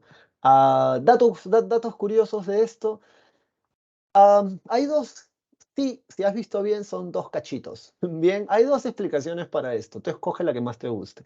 Una explicación tiene que ver con que el Antiguo Testamento está escrito en arameo o hebreo antiguo. Y la palabra luz en arameo es muy similar a la palabra cuernos en arameo. Profesor, ¿y eso qué tiene que ver con eso? Lo que pasa es que cuando traducen eso al latín, algunos libros lo traducían como cuernos, que cuando Moisés bajó con las 12 tablas dadas por Dios, su rostro estaba con cuernos. En cambio, en la actualidad, el texto dice su rostro estaba cubierto de luz. Otra teoría dice que en realidad lo que Miguel Ángel está retratando allí es un sátiro. Ya, googlea qué cosa es un sátiro, es un ser de la mitología griega. Y bueno, acá lo que tenemos es la piedad, que es la Virgen María con el cuerpo ya sin vida de su hijo, ¿no? O sea, ese es el momento que el artista quiso capturar en esta escultura que es súper loco. Y, o sea, varón, señorita, yo no sé si tú entiendes la magnitud de esto, pero tú sabes cómo tallar una piedra para hacerla parecer un manto, una sábana. O sea, esto es una obra de arte. Por eso a mí me parece chistoso cuando la gente dice, ay, seguramente fueron seres extraterrestres los que ayudaron a construir a los egipcios las pirámides. O sea, ¿te impresiona que los egipcios hayan tallado un montón de bloques de paralelepípedos, ¿no? Más de 2 millones, por cierto, no es cualquier cosa. Pero ¿no te impresiona esto? ¿No te impresiona que un artista logre hacer que la piedra parezca una sábana y encima con pliegues todavía? O sea, esto es una cosa de locos, ¿bien? Y finalmente quería terminar esta parte de Miguel Ángel con el cuadro de la creación de Adán. Am, Parece la mitad de un cerebro. O sea, si haces el corte, esta gente estudia anatomía. Luego, Miguel Ángel va a ser bastante atrevido, de hecho, y lo que pasa es que Julio II le dijo, loco, píntate el techo. Y entonces Miguel Ángel Pintó el techo. Cuando acabó de pintarlo, puros calatos. Lo querían quemar ese tipo por haber pintado de esto. Es un escándalo para la época. ¿Tú te imaginas en la iglesia de Papá Dios? O sea, ahí ver puros desnudos. Eso fue un escándalo. Luego, cuando ya Julio II murió y cuando Miguel Ángel se murió, les pintaron hojitas a todas las estos. Y luego se las volvieron a despintar, por cierto, ¿eh? Pero volviendo a la imagen. Miguel Ángel es el primer tipo en pintar a Dios de cuerpo entero. O sea, ahí le queda la frase, ¿no? Pintó a Dios de cuerpo entero, ¿no? Entonces, ahí está. Ahora, si yo te pregunto a ti, Baramo señorita, ¿ese es el Dios judeocristiano? O sea, si has leído un poco de la Biblia, sabrás que en ninguna parte de la Biblia te dice cómo es papá Dios. De hecho, la Biblia dice que el único que le ha visto la espalda a Dios es Moisés. El único que lo ha visto de espaldas. Pero de ahí nadie más. Ahora, si has jugado God of War o te gusta un poco la mitología griega, ¿quién es este tipo? Cabello blanco, barba blanca, todo musculoso. Papá Noel yendo al gimnasio. No, vendría a ser Zeus o Júpiter, ¿verdad? Que es el dios pagano, ¿no? O es el dios grecorromano. Luego el artista quiere que, este es el cuadro central, porque son un montón de cuadros en el techo de la Capilla Sixtina, que te centres en este instante, ¿no? Es ese instante donde Dios va a tocar a Adán y le va a dar vitalidad. ¿Cómo te das cuenta de que Adán no tiene vitalidad, no tiene energía vital? Porque mira, su brazo está apoyado en su rodilla, y si te das cuenta de la mano de Adán, está así, ¿no? Está como que, no, no, en cambio la de Dios está así, todo erguido. Ah, hablando de su aparato reproductor, no es que sea chip y Adán, ¿no? Sino es que el artista no quiere que te centres aquí, quiere que te centres acá, porque ese es el momento culminante, ¿no? La creación de Adán. Además, parece una vagina, dando a entender también de que en teoría la mujer sale de una costilla, ¿verdad? De Adán, ¿no? Y representándola. Luego, ah, es un fresco, o sea, es una pared que le han echado yeso y cuando el yeso todavía está fresco, se pinta y te quedan colores así súper chéveres. Luego tenemos considerado uno de los mejores pintores, si no es que el mejor pintor del Renacimiento, Sandro Botticelli. Savonarola le decía que se iba a ir al infierno, Savonarola, por andar pintando calatas, y inclusive Sandro Botticelli antes de morir quemó muchas de sus pinturas. Pero este cuadro de acá me parecía interesante mencionarlo, así como estos que están aquí, porque esto te da una idea de cómo va cambiando el concepto de belleza en el mundo. Acuérdate que esta gente viene del final de la crisis de la peste negra, y como te decía al inicio de la clase, la gente flaca no era atractiva. En la actualidad yo no sé cómo sea para nuestro país. Yo creo que es más bien como esto. Tú dirás, ¿cómo, profesor? Lo que pasa es que si tú miras este cuerpo, así como el resto, no es una mujer flaca o como esas modelos europeas o estadounidenses. Es una mujer, de hecho, más bien que tiene como que rollitos, es una mujer robusta, una mujer con cachetitos. ¿Por qué? Porque eso es símbolo de riqueza. O sea, si tú tienes el suficiente dinero como para comer y estar cachetón o panzoncito, eso significa que tienes plata, compadre, porque tienes el suficiente dinero para comer hasta engordar. No como la plebe, que no tiene plata y por eso están todos flacos, raquíticos y viene una enfermedad y se mueren rápido. En la actualidad, el concepto de belleza ha cambiado bastante, ¿no? En Europa, sobre todo, y en Estados Unidos, todavía tienen muchos casos de bulimia o de anorexia, justamente por esta loca idea que se transmite a través de la industria de la moda y también por ahí algunos medios de comunicación masivos. Pero tú dirás, no entiendo, profesor. Lo que pasa es que en Europa, por ejemplo, hay una ley que dice que las modelos no pueden pesar menos de 48 kilos. Pilla la idea. Yo mido 1,70 m, peso más o menos 61 kilos y me ves así medio flaco. Pero, ¿tú te imaginas, varón, señorita, una mujer de 1,80 m, que es la talla, digamos, estándar para modelo, 1,80 m, y que peses menos de 48 kilos? Tú dirás, bueno, es que para ellos eso es bello. Eso no es así. Lo que pasa es que cuando la industria de la moda le exige a una mujer ser súper delgada, es para que le entre la ropa y así puedan ahorrar tela. Tú dirás, ¿qué, profesor? Sí, es para ahorrar tela. Si no me crees, haz la investigación, pero en realidad es por eso. Y sin querer queriendo, lo que se produce es que luego te hacen sentir mal con tu cuerpo. Porque claro, vas a una tienda de ropa, te pruebas algo, no te queda. ¿Cómo te va a quedar si eso se lo pone una persona anoréxica, una persona que tiene la piel pegada al hueso prácticamente? Pero eso es bello. No, eso tiene que ver con la industria, como te digo, de la moda. No les interesa tu salud, les interesa ahorrar más dinero y ganar más dinero. En el Perú, ¿cómo es el concepto de belleza? Bueno, en el Perú el concepto de belleza, o sea, algo atractivo, ¿no? Me refiero físicamente hablando, algo atractivo. Miras un periódico, a la parte de atrás de cualquier periódico en un kiosco, ya sabes, están las malcriadas, y por lo general son mujeres voluptuosas, no son mujeres flacas, flacas, ¿no? Porque justamente también tenemos esta idea de la escasez y la abundancia, ¿no? O sea, tiene que estar papiadito como un símbolo de salud. Eso es una cuestión bien interesante. En todo caso, varón y señorita, recuerda, y con esto termino esto, si algún día decides bajar o subir de peso, que sea por una cuestión de salud, que sea por una cuestión de bienestar y siempre con la asesoría de una persona profesional, como un nutricionista, por ejemplo, ya que cada cuerpo es muy particular y tienes que aprender a conocer tu cuerpo.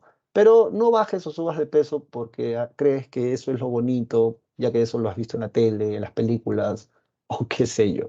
Bien, vamos a pasar ahora inmediatamente entonces a los protestantes y la reforma religiosa. Ah, me falta una cosa más antes de ir ahí. Esto que está acá. Este es el Donatello de... Perdón, este es el David de Donatello. Sí, aquí está. Aquí está.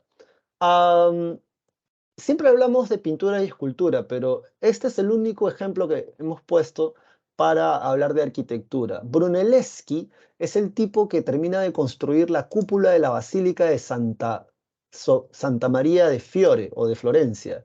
Lo que pasa es que originalmente no estaba esta parte de acá arriba, ¿bien? ¿Por qué no estaba? Porque era tan grande la circunferencia de esa torre, especie de torre, que nadie quería animarse a terminar de construir la cúpula, porque era gigantesca. Entonces, Brunelleschi dijo, yo lo hago si me dan el contrato a mí. Primero demuéstranos que nos puedes hacerlo. Se los voy a demostrar haciéndolo, le dice él. Y finalmente le dieron el contrato. El tipo tuvo que crear maquinaria para poder elevar los ladrillos hasta las partes más altas y al mismo tiempo él mismo muchas veces tuvo que poner estos ladrillos para demostrarle a los albañiles que sí se podía. Conocían de matemática de una manera alucinante. Vámonos inmediatamente ahora a la parte de acá.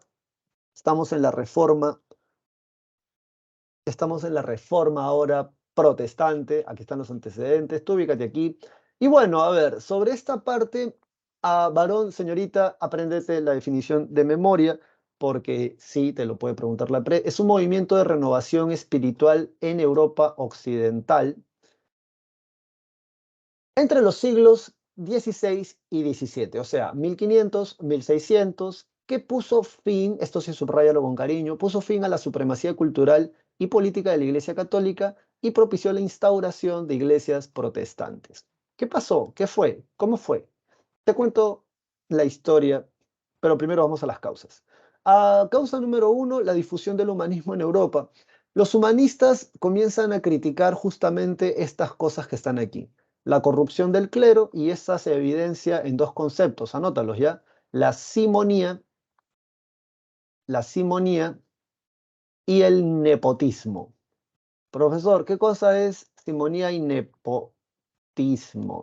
Bueno, el nepotismo es cuando tú le das un cargo, en este contexto, un cargo eclesiástico a un favorito. No porque haya estudiado, no porque se lo merezca, sino porque a ti se te da la gana. Bien, entonces, por ejemplo, tú eres papa y tú le dices a tu primo, loco, anda a la iglesia de Florencia a ser cardenal allá. Y tu primo te dice, loco, pero yo no sé yo no sé latín y a mí me gusta el bochinche, la fiesta, la perdición. No importa, yo te estoy mandando, allá alguien te escribirá la misa. Anda, porque necesito a alguien de confianza allá. Eso es nepotismo. ¿Ocurría en estos años? Ocurría bastante. Y si no me crees, averígualo.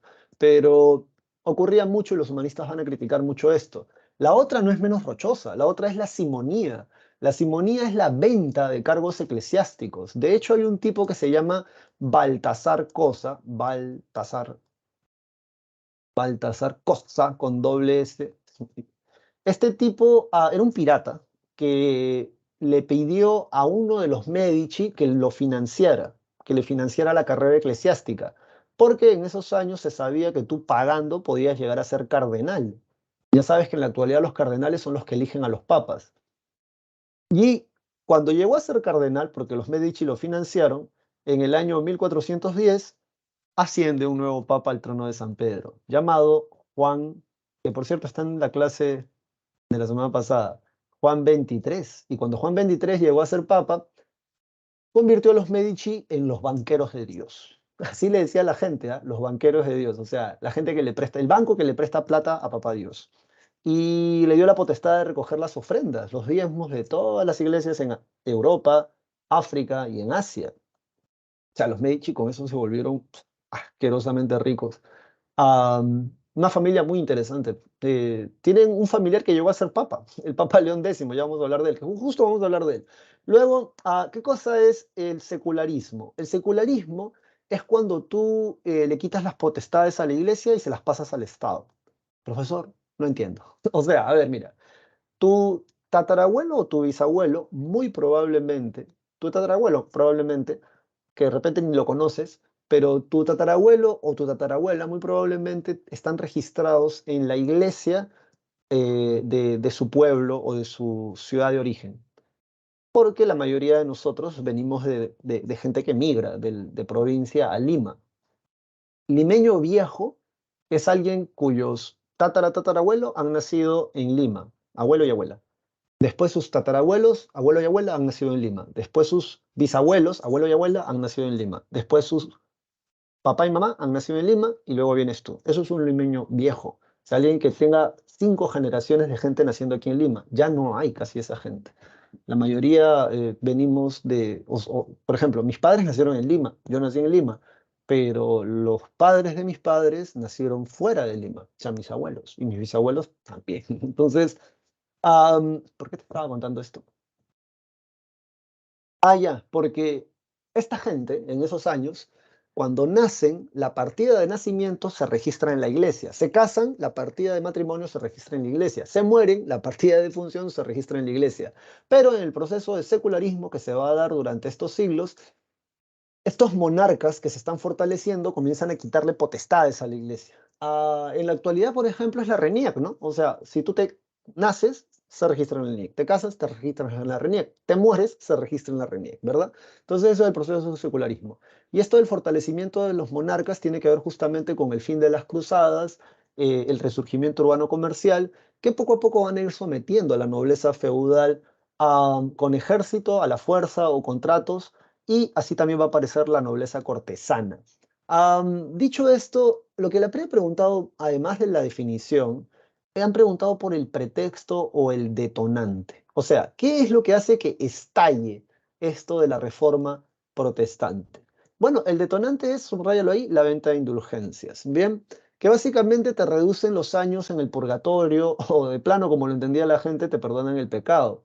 Profesor, no entiendo. Lo que pasa es que el Papa León X, que por cierto, como te digo, es un Medici en realidad que llegó a ser Papa, León X quería terminar de construir la Basílica de San Pedro, que ya tenía creo que más de 100 años y no se había terminado de construir porque realmente era un proyecto arquitectónico muy ambicioso. Entonces, para poder terminar de construirla, no se le ocurre mejor idea que volver a reactivar esto de la venta de indulgencias, porque ya existía antes.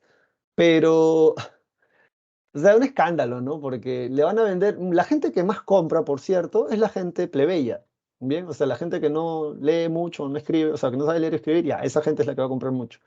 Mandan a representantes a vender estas indulgencias. Jo- eh, Johann Tetzel va a las ricas ciudades germánicas, a las ricas ciudades alemanas, porque eran ciudades muy prósperas, y allí comienza a vender indulgencias. Compra dos, paga una. Y no es broma, no es chiste, lo vendían así.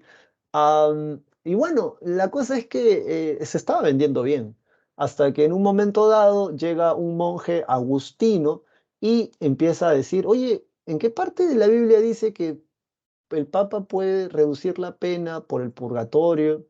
¿O en qué parte de la Biblia dice que existe el purgatorio? O sea, ¿qué están haciendo? Dicen, ¿no? Entonces no le hacían caso hasta que ya ese tipo se puso cargoso y le dijeron, oye, mira, cállate, porque esto lo manda a decir el Papa. Y si tú estás en contra del Papa, estás en contra de Dios. Así que no fastidies, compadre, que además se está vendiendo bien. Y bueno, el tipo se fue y al día siguiente lo que este sujeto va a hacer es, dentro del castillo de Wittenberg, había una iglesia. O sea, dentro de los territorios del castillo hay una iglesia y en la puerta de la iglesia coloca 95 cuestionamientos que van a venir a ser las 95 tesis del padre de la Reforma Protestante, Martín Lutero. Era este monje agustino que un día antes estaba quejando. Y cuando él publica estos cuestionamientos en la puerta de la iglesia, la gente va a leerlos, la gente va a traducirlos, porque creo que están en latín. Y, y fue la canción, ¿ah? Porque, o sea, parece loco, ¿ya? Pero parece ser que este monje había sido uno de los pocos tipos que había leído toda la Biblia, o sea, todo el Nuevo Testamento. Y él leyendo todo el Nuevo Testamento se había dado cuenta de que habían muchas cosas para su tiempo que no tenían nada que ver. Habían dogmas que no tenían nada que ver con las Santas Escrituras. Entonces, y comienza a cuestionar al Papa, comienza a cuestionar la jerarquía, comienza a cuestionar esto de la venta de indulgencias, que era rochoso, que es un escándalo, que no es bíblico. Y, y- y entonces lo que hace Carlos V, porque los príncipes alemanes y los burgueses alemanes van a comenzar a ver esto con muy buenos ojos. Y tú dirás, ¿por qué, profesor? Lo que pasa es que Lutero decía que había que desconocer la autoridad del Papa. Y además decía que había que expropiar los bienes de las iglesias. Entonces, eh, no sé si tú, espérate, aquí creo que está bonito. A ver, acá está bonito o no está bonito. Sí, acá está, ¿ves? ¿O no está? No, no está. ¿No está? No, sí está. A ver. Sí, acá está. Tú tienes que estar aquí, ¿bien? Así que, a ver, mira. Lutero decía que había que desconocer la autoridad del Papa y además había que expropiar los bienes de las iglesias, porque, en primer lugar, en ninguna parte de la Biblia hablan de que debe haber una jerarquía centralizada. Y en segundo lugar, dice Lutero que la iglesia no puede ser una iglesia asquerosamente rica, sino que debe ser una iglesia austera y que más bien debería utilizar sus recursos para distribuirlo entre la gente más necesitada. Y los príncipes alemanes y la burguesía alemana le tenían un hambre a los terrenos de la iglesia católica en Alemania. Y además este loco estaba diciendo que no hay que obedecer al Papa. Entonces, van a estar muy atentos. La gente se va a comenzar a dividir y lo que hace Carlos V de Alemania, que también es Carlos I de España, es convocar a dietas, que son reuniones. En la primera dieta, que es la dieta de Worms, que es la que está acá, esta dieta se celebró en el año 1521 y en esa dieta le van a decir a Lutero, retráctate de lo que has dicho, retráctate de lo que estás diciendo, o sea, es todo esto básicamente. Y entonces Lutero dice algo así como que no me voy a retractar porque eso dice la palabra de Dios y yo no estoy mintiendo. Y entonces lo que hace la iglesia es excomulgarlo, que básicamente es decir, agárrenlo y quémenlo. Los príncipes alemanes agarran a Lutero y le dicen, nosotros los vamos a coger, no se preocupen. Y lo cogen, pero no para quemarlo, sino para protegerlo. Federico de Sajonia lo cuida dentro de su castillo en Wartburgo, y dentro de ese castillo, Martín Lutero traduce la Biblia del latín al alemán. Esa traducción se mandó a la imprenta y ahora la gente que sabe leer en Alemania compra la traducción de la Biblia de Lutero y se pusieron a leer, que es algo que hasta el día de hoy hay mucha gente que se llama cristiana y no ha hecho nunca, que es leer la Biblia, estudiarla. Y eso fue la canción. Porque si en un primer momento a Lutero lo apoyaban por una cuestión política, al decir que la máxima autoridad debe estar en la Biblia y no debe ser el Papa, y por una cuestión económica, al decir que hay que expropiar los bienes de las iglesias católicas en Alemania, cuando ellos se pusieron a leer la Biblia, se dieron cuenta de lo que ese loco estaba diciendo, Lutero, era cierto. Y ya no solamente lo van a apoyar por una cuestión política o económica, ahora lo van a apoyar por una cuestión mucho más fuerte, que es una cuestión de fe. La gente por su fe mata. La historia tiene mucha evidencia de eso. Se convoca una segunda dieta. Esa es la dieta de Espira, que no está acá, pero yo te la cuento. La dieta de Espira, así, la dieta de la dieta de Espira, Espira, sí, la dieta de Espira se va a convocar en el año 1529. En esa dieta, ah, se acepta el luteranismo solo donde ya se había desarrollado en Alemania. Y eso vino como pregunta hace más de 25 años atrás, que es la primera evidencia de tolerancia religiosa dentro del mundo europeo occidental. Porque Carlos Quito dijo, bueno, ya, para que no se maten, hay que aceptar el turanismo donde se ha desarrollado, porque o sea, dicen que es bíblico. Entonces, pero eso no acaba ahí. Luego agarraron e hicieron una dieta más al año siguiente, que es la dieta de 1530. Esa dieta se llama la dieta de Habsburgo. Y en esa dieta fue peor, porque en la dieta lo querían agarrar a Lutero y Lutero no fue. El que fue su amigo llamado Melanchón. Y Melanchón, o sea, a la vista y paciencia de todo el mundo, dijo, y Lutero ha publicado un nuevo libro donde están los fundamentos del luteranismo, llamado Las Confesiones de Habsburgo. O sea, eso fue un escándalo. Y luego de eso lo que hace es estallar la guerra de religiones en Alemania, donde la Liga de Esmacalda es de luteranos versus la Liga de Nuremberg, que es de católicos. Esta guerra de religiones termina con la paz de Habsburgo en 1555, donde los príncipes alemanes podían elegir la religión de sus dominios, ya sabes, ducado, marquesado, condado. Si tu duque es luterano, todo el mundo es luterano. Y se acabó el chiste, ¿bien? Y bueno, sobre estos fundamentos, hace años la he preguntado por alguno, pero si los lees, entiende una cosa. Todo lo que Lutero afirma, la Iglesia en la Contrarreforma lo niega. Y todo lo que Lutero niega, la Iglesia católica en la Contrarreforma lo reafirma. Por ejemplo, Lutero dice que la única fuente de salvación es la fe. En teoría, la fe en Cristo. Y que para que te enteres de eso, tienes que leer la Biblia y en ese sentido es la única fuente de autoridad y de fe. No admite la jerarquía eclesiástica negando la autoridad del Papa, no admite las imágenes dentro de las iglesias, ya que eso es idolatría. Eso es Antiguo Testamento, de hecho. Rechaza el culto de la Virgen, ya que va a sostener, como parece que está escrito en la Biblia, que es que María, después de Jesús, sí tuvo hijos. O sea, él no admite que María tuvo que acostarse con alguien para que nazca Jesús. Eso no, él no cuestiona eso. Lo que sí se retrata en la Biblia es que después de Jesús, María tuvo hijos con José, porque ella era esposa de José. O sea, tú te imaginas estar casado varón con una chica con la cual no te puedes acostar porque Dios la embarazó primero. O sea, no, ¿verdad? O sea, qué castigo, ¿no? De hecho, bíblicamente hablando, la única vez en la que tú puedes tener sexo loco y desenfrenado es después del matrimonio, no antes, porque eso es fornicación. Ese es el término correcto, ¿no? Te hablando en términos bíblicos. Luego, solo admite dos sacramentos, el bautismo y el bautismo de gente adulta, de gente que quiere creer en Jesús o en Cristo, porque en ninguna parte de la Biblia bautizan a niños o a niñas. Esa es una tradición de la Edad Media porque los niños se morían muy pronto, ¿no? O sea, a veces no llegaban a la vida adulta. Y la comunión, que es el cuerpo, es el pan y el vino es la sangre de Cristo. Solo esos dos sacramentos. Además, como dice en el libro de Hechos, la iglesia debe ser austera o debe repartir sus bienes entre los más necesitados. Y bueno, luego de esto viene Juan Calvino, que se cartea con Martín Lutero. Él instaura en Ginebra, Suiza, el experimento del que va a ser muy exitoso, el experimento de una forma de vida bajo los principios calvinistas, y de ahí que se llamen el calvinismo, ¿no? La obra es la institución de la religión cristiana, y déjame decirte que estos son más radicales que los luteranos. Am, de hecho, una rama de ellos son los puritanos, que todavía creo que existen en Estados Unidos o en algunas partes de Europa. Pero la pre, ¿qué te puede preguntar? Lo que a ti te puede preguntar la pre, que de hecho ya lo han preguntado más de 3 veces, es esto que está acá, la teoría de la predestinación divina.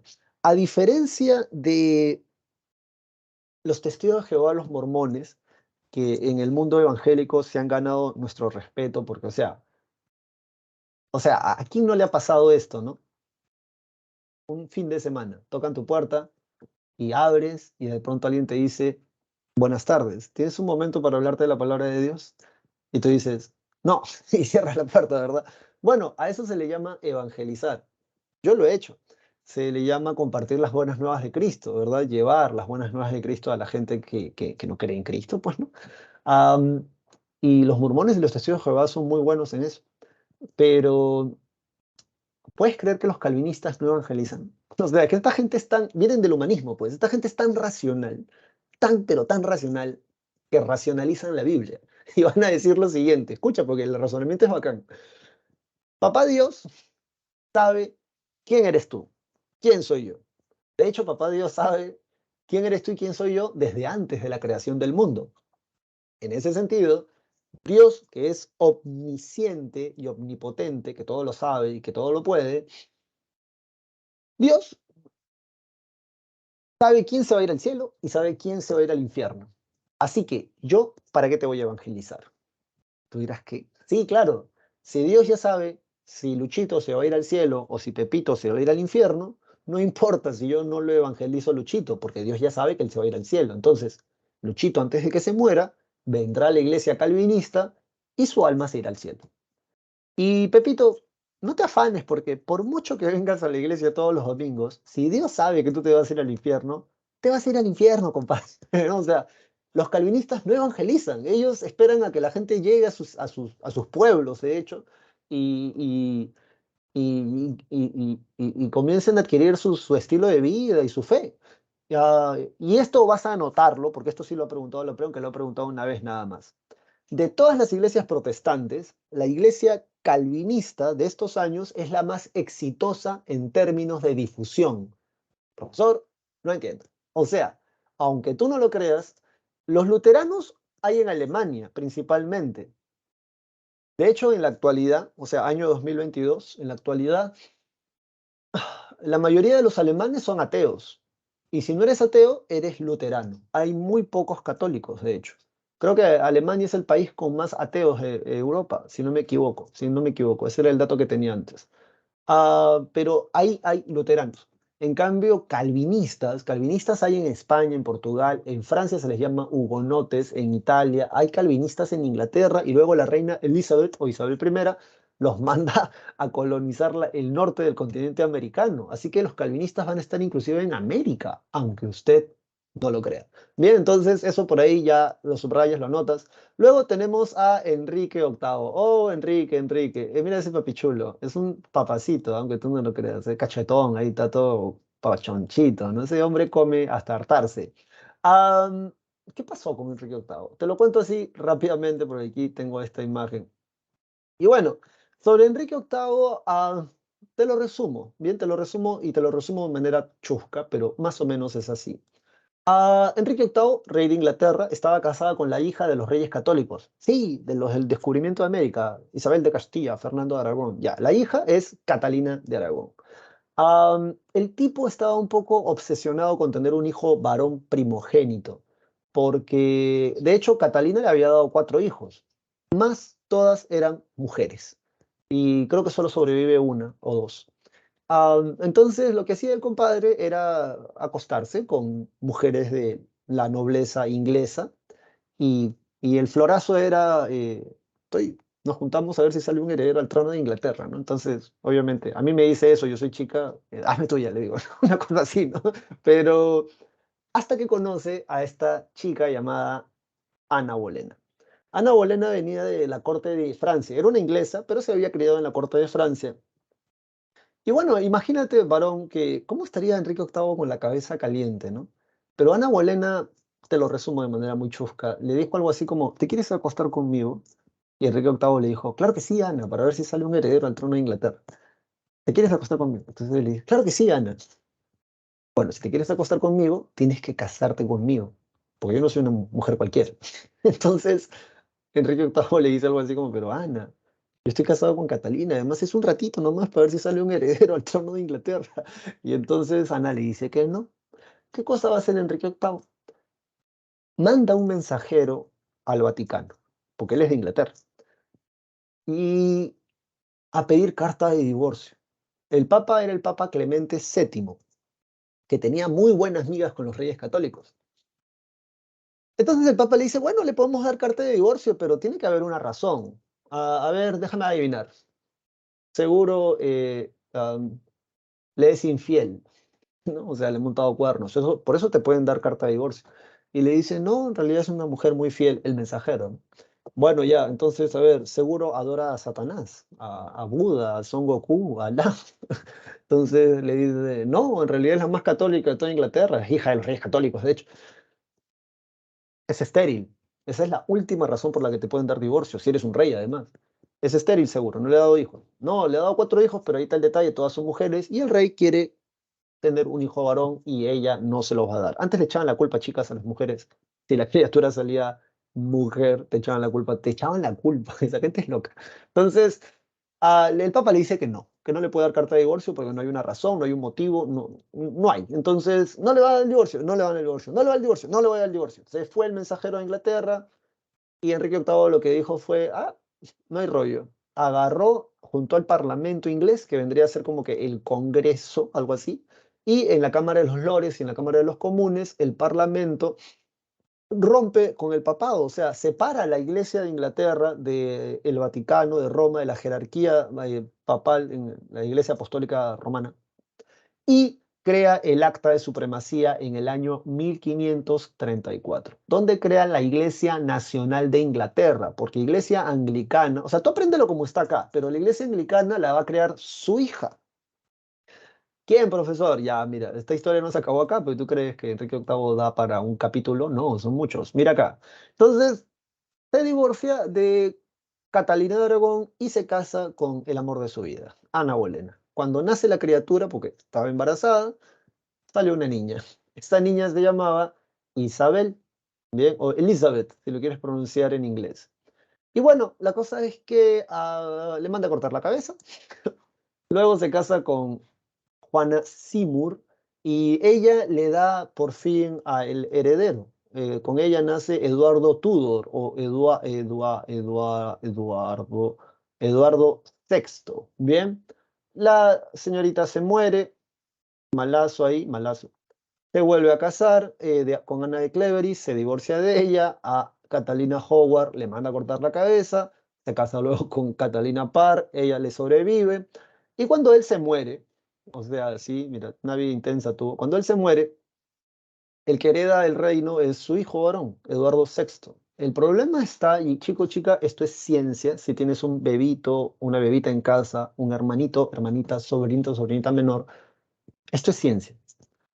Llévalo al parque, deja que juegue con tierra, deja que rasque un animal carachoso. O sea, no lo vayas a meter a un basural, ¿no? Pero, ¿por qué te digo esto? Porque la ciencia ha comprobado de que mientras más expuesto esté a gérmenes, de manera algo controlada, obviamente, la criatura, más va a desarrollar sus defensas. Esta es una de las razones, por ejemplo, del por qué cuando están bebitos, los bebitos, les ponen vacunas, que es una porción del virus para despertar sus defensas y así cuando le dé el virus más adelante ya no le dé con tanta fuerza. Ese es el principio de las vacunas. Deberías de investigarlo, porque hay mucha gente loca hablando tonterías sobre las vacunas estas que han puesto, pero o sea, nos vienen vacunando desde que somos infantes, ¿bien? Y bueno, el caso es que Eduardo VI, primero piña, ¿no? Porque se le muere la mamá y lo que hace Enrique VIII es un rey, ¿no? Es separarlo de la nobleza inglesa y que vive en una casa aparte. En esa casa la limpiaban creo que 5 o 3 veces al día para evitar que la criatura se enferme. Y además la gente que cuidaba al niño no podía ser gente que estuviera enferma. Entonces el chico creció súper enfermizo. Enfermizo, enfermizo. ¿Sabes qué? Se murió a la edad de 16 años.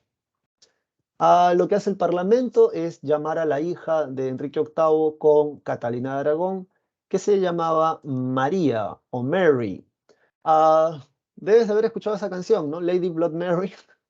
De hecho, María la Sanguinaria. Le llamaban así porque durante su gobierno inició una persecución, matanza, tortura de los protestantes, de la iglesia que su padre había fundado y también de gente que se ponía a leer la Biblia por su propia cuenta, a lo Lutero, ¿no? Pero no eran luteranos. Entonces se ganó ese apodo, ¿no? María la Sanguinaria. Luego se muere como que a los 38 años más o menos y el Parlamento inglés estaba como que un poco cansado decían, pucha, no necesitamos a alguien que realmente sea inglesa de pura sangre, porque acuérdate que Catalina de Aragón es española, y llaman a la hija de Enrique VIII con Ana Bolena, que era Elizabeth. Esta chica se rehúsa a casarse y de allí recibe el apodo de la Reina Virgen. Con ella va a venir una época de prosperidad de Inglaterra realmente, porque además va a ser una de las reinas más longevas que va a tener la monarquía inglesa. Y ella es la que crea una nueva acta de supremacía y funda la Iglesia Anglicana. Dicho esto, ¿Cuáles son las consecuencias de esto? Difusión de la, división, perdón, división de la Iglesia Católica, intolerancia religiosa y guerra de religiones, que es lo que pasa en Alemania. Difusión de la Biblia en lengua nacional. O sea, esto es importante porque, o sea, aunque tú no lo creas, antes daban la misa en latín. O sea, tú te imaginas durante toda la Edad Media eras muy cristiano, eras muy cristiana, el Papa se da el Papa, el sacerdote, el pastor, se da la prédica de su vida y tú no entiendes nada. ¿Por qué? Porque lo dice en latín. De hecho, lo único que tú entiendes es cuando dicen amén. Amén, hermano, amén, hermano, amén, amén, amén, nada más. Entonces, luego de todo este rollazo, la Biblia se traduce a las lenguas romance o a las lenguas vernaculares, o sea, las lenguas, los idiomas de cada país en Europa, y así la gente de alguna manera ya puede acceder a leer la Biblia por su propia cuenta.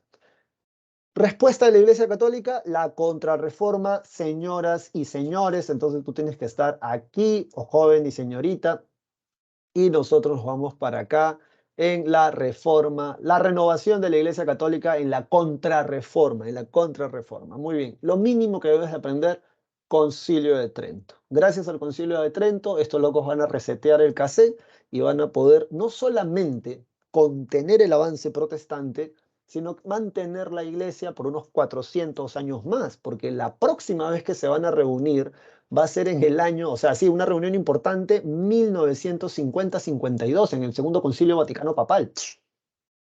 Una cosa que no es cualquier cosa. Bien, entonces, ¿qué ha preguntado la pre?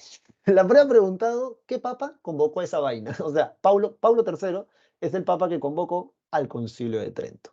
En el Concilio de Trento, donde se van a reunir los máximos jerarcas de la iglesia, van a decir, bueno, ya estuvo bueno la salsa, ¿no? O sea, nos están criticando por tu culpa, loco, porque te la paras acostándote con gente, no te debes acostar, no te debes acostar con nadie. Y también por tu culpa, porque te estás robando la plata de la iglesia, ¿no? Entonces, empezaron a sacarse las pulgas. Y eso es lo que dice acá, establecer una pastoral más rígida, controlada, para frenar el avance protestante, que por cierto lo van a lograr. ¿Cómo lo van a lograr? Y eso también la PRE lo ha preguntado, a través de tres instrumentos que tú vas a aprenderte de memoria, no te lo vaya a preguntar la PRE. El primer instrumento es que van a publicar una lista, el index, un índice de libros que ningún católico debería de leer. O sea, no vas a estar leyendo a Boccaccio, no vas a estar leyendo ¿a quién más? No vas a estar leyendo a Erasmo de Rotterdam, a Nicolás Copérnico, esa gente está loca, no vas a leerlos a ellos, ¿verdad? Entonces, está prohibido. Te pueden castigar, de hecho, si tienes, se encuentran en tu casa estos libros. Luego van a establecer el Tribunal del Santo Oficio de la Inquisición para, ya sabes, juzgar y castigar herejes. De hecho, los queman si pueden, ¿ah? Alguna vez me puse a leer, soy así curioso, ¿por qué los queman? O sea, yo dije, ¿en qué parte de la Biblia, Dios mío, dice quemen al pobre condenado? Porque, o sea, yo he leído un poco de la Biblia. Cualquiera de ustedes puede, de hecho. Tienes un celular de esto, te lo puedes descargar y lo puedes leer. Te puedes descargar hasta traducciones. Tú sabes que eso es súper interesante, porque hay varias traducciones de la Biblia. Está la Reina y Valera versión 68, está la traducción de la Vulgata, y hay una diferencia importante, porque la traducción de la Vulgata viene del latín. El latín es un idioma de los romanos y es más lógico, es más concreto. En cambio, los textos originales del Nuevo Testamento están en griego, no están en latín. Y el griego es un idioma muy bonito para hablar de vainas que no existen. O sea, la fuerza, los átomos. Sí, no es broma, no es chiste. Y bueno, hay una importancia en relación a eso porque los términos son más exactos. El griego, de hecho, es un idioma mucho más rico, creo, en algún sentido, mucho más complejo también que nuestro propio idioma, el castellano. Como por ejemplo esta idea de, los griegos no dicen yo te amo y no usan la palabra te amo para decir yo amo mi guitarra, yo amo a mi papá, yo amo a mi esposa. Los griegos tienen tres palabras para designar su cariño o su afecto a ciertas cosas. Está el ágape, que es el amor a Dios. Está el eros, que es el amor entre parejas. O sea, si tú eres una chica, yo te digo, yo te amo, en griego usaría la palabra eros. Y de hecho, cuando tú lees esa parte donde Jesús le dice a Pedro, tú me amas, o sea, esto es para la gente que sabe, ¿no? Esto no es clase de teología, pero aprovecha. Jesús usa la palabra ágape. Eso es algo loco, porque Jesús lo que le está diciendo a Pedro es, tú me amas como si yo fuera Dios. O sea, entonces, una cosa así que, o sea, cuando entiendes esto ya tú dices, ah, la bicha, sí, soy vive en la ignorancia, no, ¿cómo no sé griego? ¿Por qué no sé griego? ¿No? Entonces, sí, sí, sí, una cosa así. Entonces, bueno, me puse a leer y en Isaías dicen que en la Edad Media hay un texto, creo que es Isaías 32:62 o 62:32, por ahí va, pero en Isaías dice que las almas serán purificadas como pasadas por fuego. Yo no sé en qué parte leyeron pásalo por fuego. Dice como pasada por fuego, no dice quémalo, ¿no? Pero ese texto es el que utilizan para decir que quemamos a los herejes para que el cuerpo se consuma y purifique su alma y así se vaya al cielo. Qué mal. Pucha, qué mal. La gente está loca.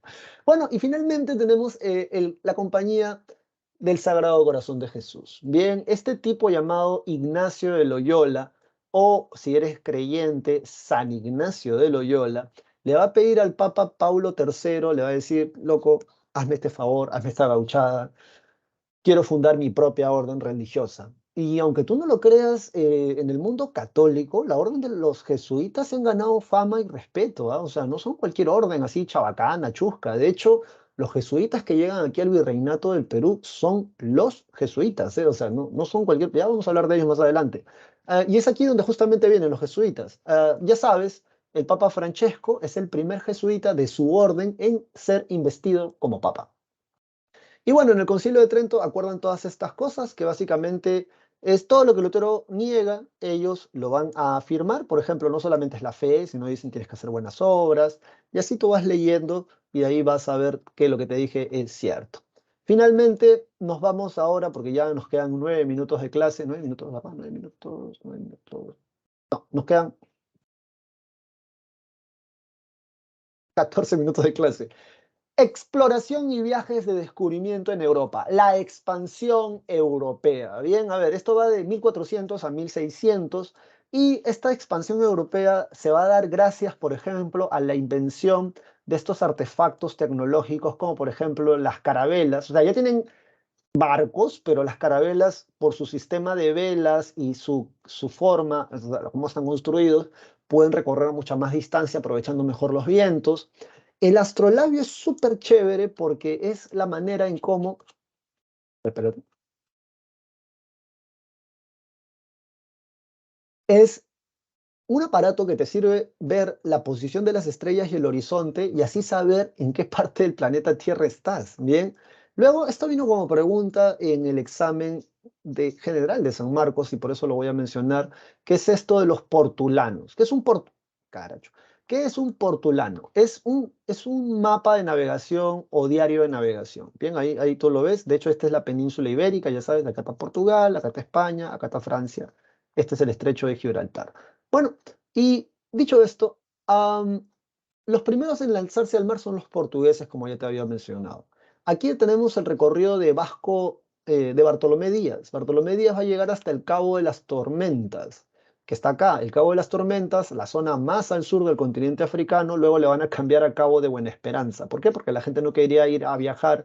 Luego tengo trabajo. ¿A dónde vamos a ir? Al Cabo de las Tormentas. No voy, no voy. Se llama así por algo, ¿verdad? Entonces le cambiaron el nombre para hacerle mejor publicidad, pero igual seguía siendo tormentoso. Luego, el primero que llega a las Indias, bordeando toda la costa africana, va a ser, a ver, espérate, acá está, Vasco da Gama. Bien, te puede preguntar esto de hecho lo han preguntado una vez, pero ¿sabes cómo lo han preguntado? O sea, ponen Bartolomé Díaz, Vasco da Gama, Cristóbal Colón, Magallanes y te ponen las rutas o sea, ¿a dónde llegaron? Entonces te dicen relaciona. Así lo han preguntado. Así que por ahí vale la pena que lo puedas aprender. Luego tenemos justamente los viajes de exploración español y el primero tiene que ver obviamente con Cristóbal Colón, que quiso llegar a la India dándole la vuelta al planeta Tierra y sin querer queriendo descubrió América. Luego Colón dijo la Tierra es redonda, Magallanes dijo, bueno, si es redonda, vamos a darle la vuelta pues.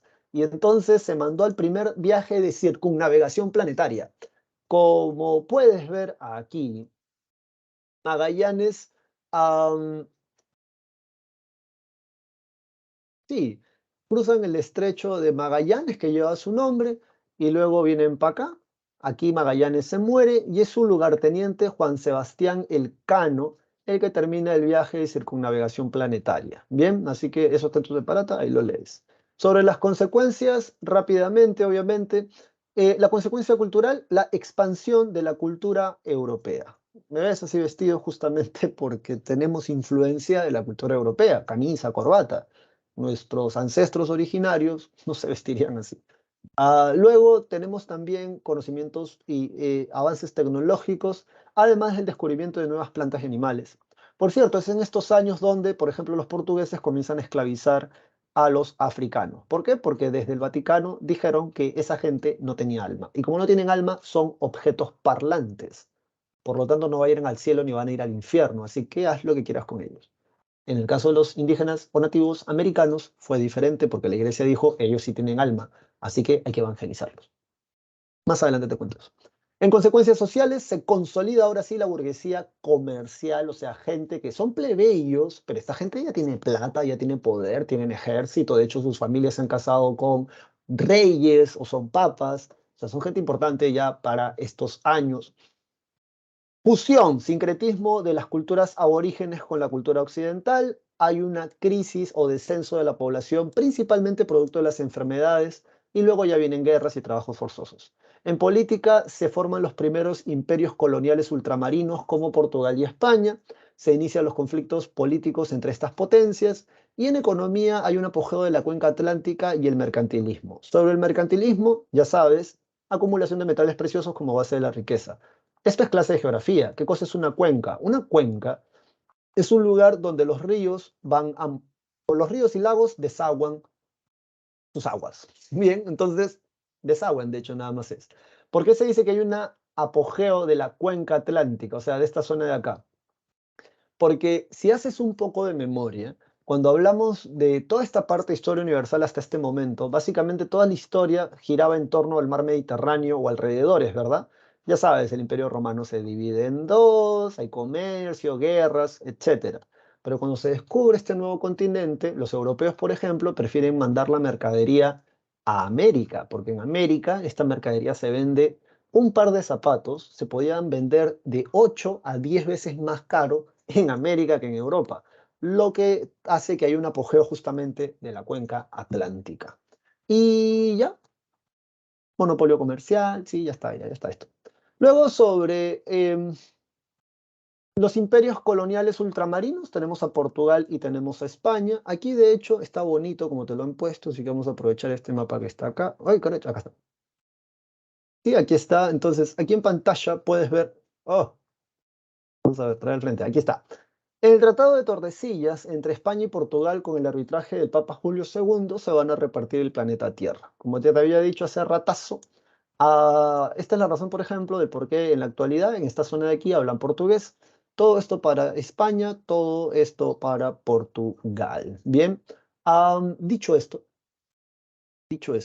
vámonos ahora a esta parte de acá, la consolidación del Estado moderno, ¿no? Los reyes vuelven a aumentar su poder con la consolidación del Estado moderno. En ese sentido, a ver, vámonos para acá. Turú, turú, turú. Bueno, este cuadro es representativo porque aquí hay una corte, bien dice, la corte real, tienes que leer toda la separata. Nobleza feudal, o sea, estos originalmente eran duques, condes, marqueses, cada uno vivía en sus propios territorios o feudo, en sus castillos, pero luego los reyes, en este proceso de los estados modernos, van a obligarlos a vivir dentro de la casa del rey. Y es así como nobleza feudal se convierte en cortesana. Vive en el palacio del rey, elemento característico de las monarquías autoritarias de los siglos XV y XVI. Estos son los antecedentes y, profesor, ¿qué es una monarquía autoritaria y por qué razón tengo que aprenderlo? Lo que sucede es que las monarquías autoritarias son los antecedentes para luego esto, que es el absolutismo, que es algo que la pregunta porque pregunta. Así que rápido porque ya se nos acaba la clase. Sistema de gobierno, ¿qué es la monarquía autoritaria? Sistema de gobierno en el que los monarcas comienzan a concentrar y detentar el poder político en sus dominios que antes estaban en manos de la nobleza feudal, privilegiando a algunos grupos como la burguesía y el clero papal, siempre y cuando aumentaran su autoridad a nivel jurídico, legislativo y ejecutivo, que es lo que luego va a dar paso al absolutismo. ¿Qué instrumentos usan estos monarcas autoritarios para comenzar a concentrar el poder en sí mismos? Primero, la nobleza cortesana, que como ya te he dicho, antes eran nobleza feudal, ahora están obligados a vivir en el palacio del rey. Los burócratas son la gente que trabaja para el Estado o en este caso para estos reinos, que ya sabes, son gente que se encarga de la administración. Los diplomáticos o embajadores son tipos que son enviados a otros reinos para que los reyes puedan, para que ellos puedan hablar en nombre de los reyes, hacer de espías y al mismo tiempo evitar guerras si es necesario o hacer acuerdos comerciales. Acuérdate que en ese tiempo no hay Twitter, no hay WhatsApp, ¿no? O sea, sí, las cartas tardan en llegar. El ejército permanente va a ser pagado con impuestos cobrados por el rey y con este ejército van a someter justamente a estos nobles. Y luego de esto vienen las monarquías absolutistas. Esto es súper fácil, así que presta atención porque ya se acabó la clase. Los monarcas consolidan la concentración del poder encarnado en sí mismo, encarnando en sí mismo todos los poderes del Estado. Son poder ejecutivo, legislativo, judicial, también aplican lo militar y religioso. O sea, el rey es juez, el rey hace la ley o la deroga, el rey ejecuta, el rey es todo. Bien, por eso se le llama absoluto. Bien, el rey tiene poder total. Este absolutismo está basado en tres principios que te aprendes de memoria porque son preguntas clásicas aquí en la PRE. De hecho, la PRE ha preguntado un montón por este, pero empezamos por el más fácil, centralismo. El rey concentra todos los poderes del Estado. Luego pasamos al que la PRE ha preguntado más. ¿Y por qué el rey concentra todos los poderes del Estado? Porque el rey gobierna porque así Dios lo quiere. En ese sentido, si Dios quiere que el rey gobierne, estos monarcas absolutistas dicen que no tienen límites en la tierra. O sea, nadie le puede decir a un rey, no hagas eso, ni siquiera el papa. Y por eso dice que en el regalismo, el rey gobierna por sobre la iglesia. Bien. Y ya para ir terminando, porque creo que esto acaba a las 25, ¿verdad? A las 6:25. Sobre los monarcas de este periodo absolutista tenemos a Carlos I de España o Carlos V de Alemania, va a participar en las luchas religiosas, la Reforma Protestante y la posterior tolerancia. Luego tenemos a su hijo Felipe II, que es el que consolida sus dominios en Hispanoamérica, llegando a ser incluso rey de Portugal, junto a la Liga Santa derrotan a la flota naval del Imperio turco otomano en la batalla de Lepanto. Este cuadro que está aquí lo representa muy bien porque, o sea, esa batalla es importante, varón o señorita, porque los turcos otomanos tenían todo el Mediterráneo oriental. En esa batalla de Lepanto, donde participa Miguel de Cervantes Saavedra, los turcos otomanos querían el Mediterráneo occidental. En esa batalla, la batalla del combate de Lepanto, contienen el avance musulmán para impedir que se queden con el otro lado, con el resto de el mar Mediterráneo. Luego, tras su muerte, se inicia la decadencia de España y, bueno, trató de invadir Inglaterra con la Armada Invencible, que fue vencida ese mismo año, esos son nombres que les ponen. Luego de esto, tenemos esto que está acá, que es o sea, el principal rey absolutista, el por excelencia, es Luis XIV. Antes de Luis XIV está Luis XIII, que es el que como que le prepara el terreno, el justo.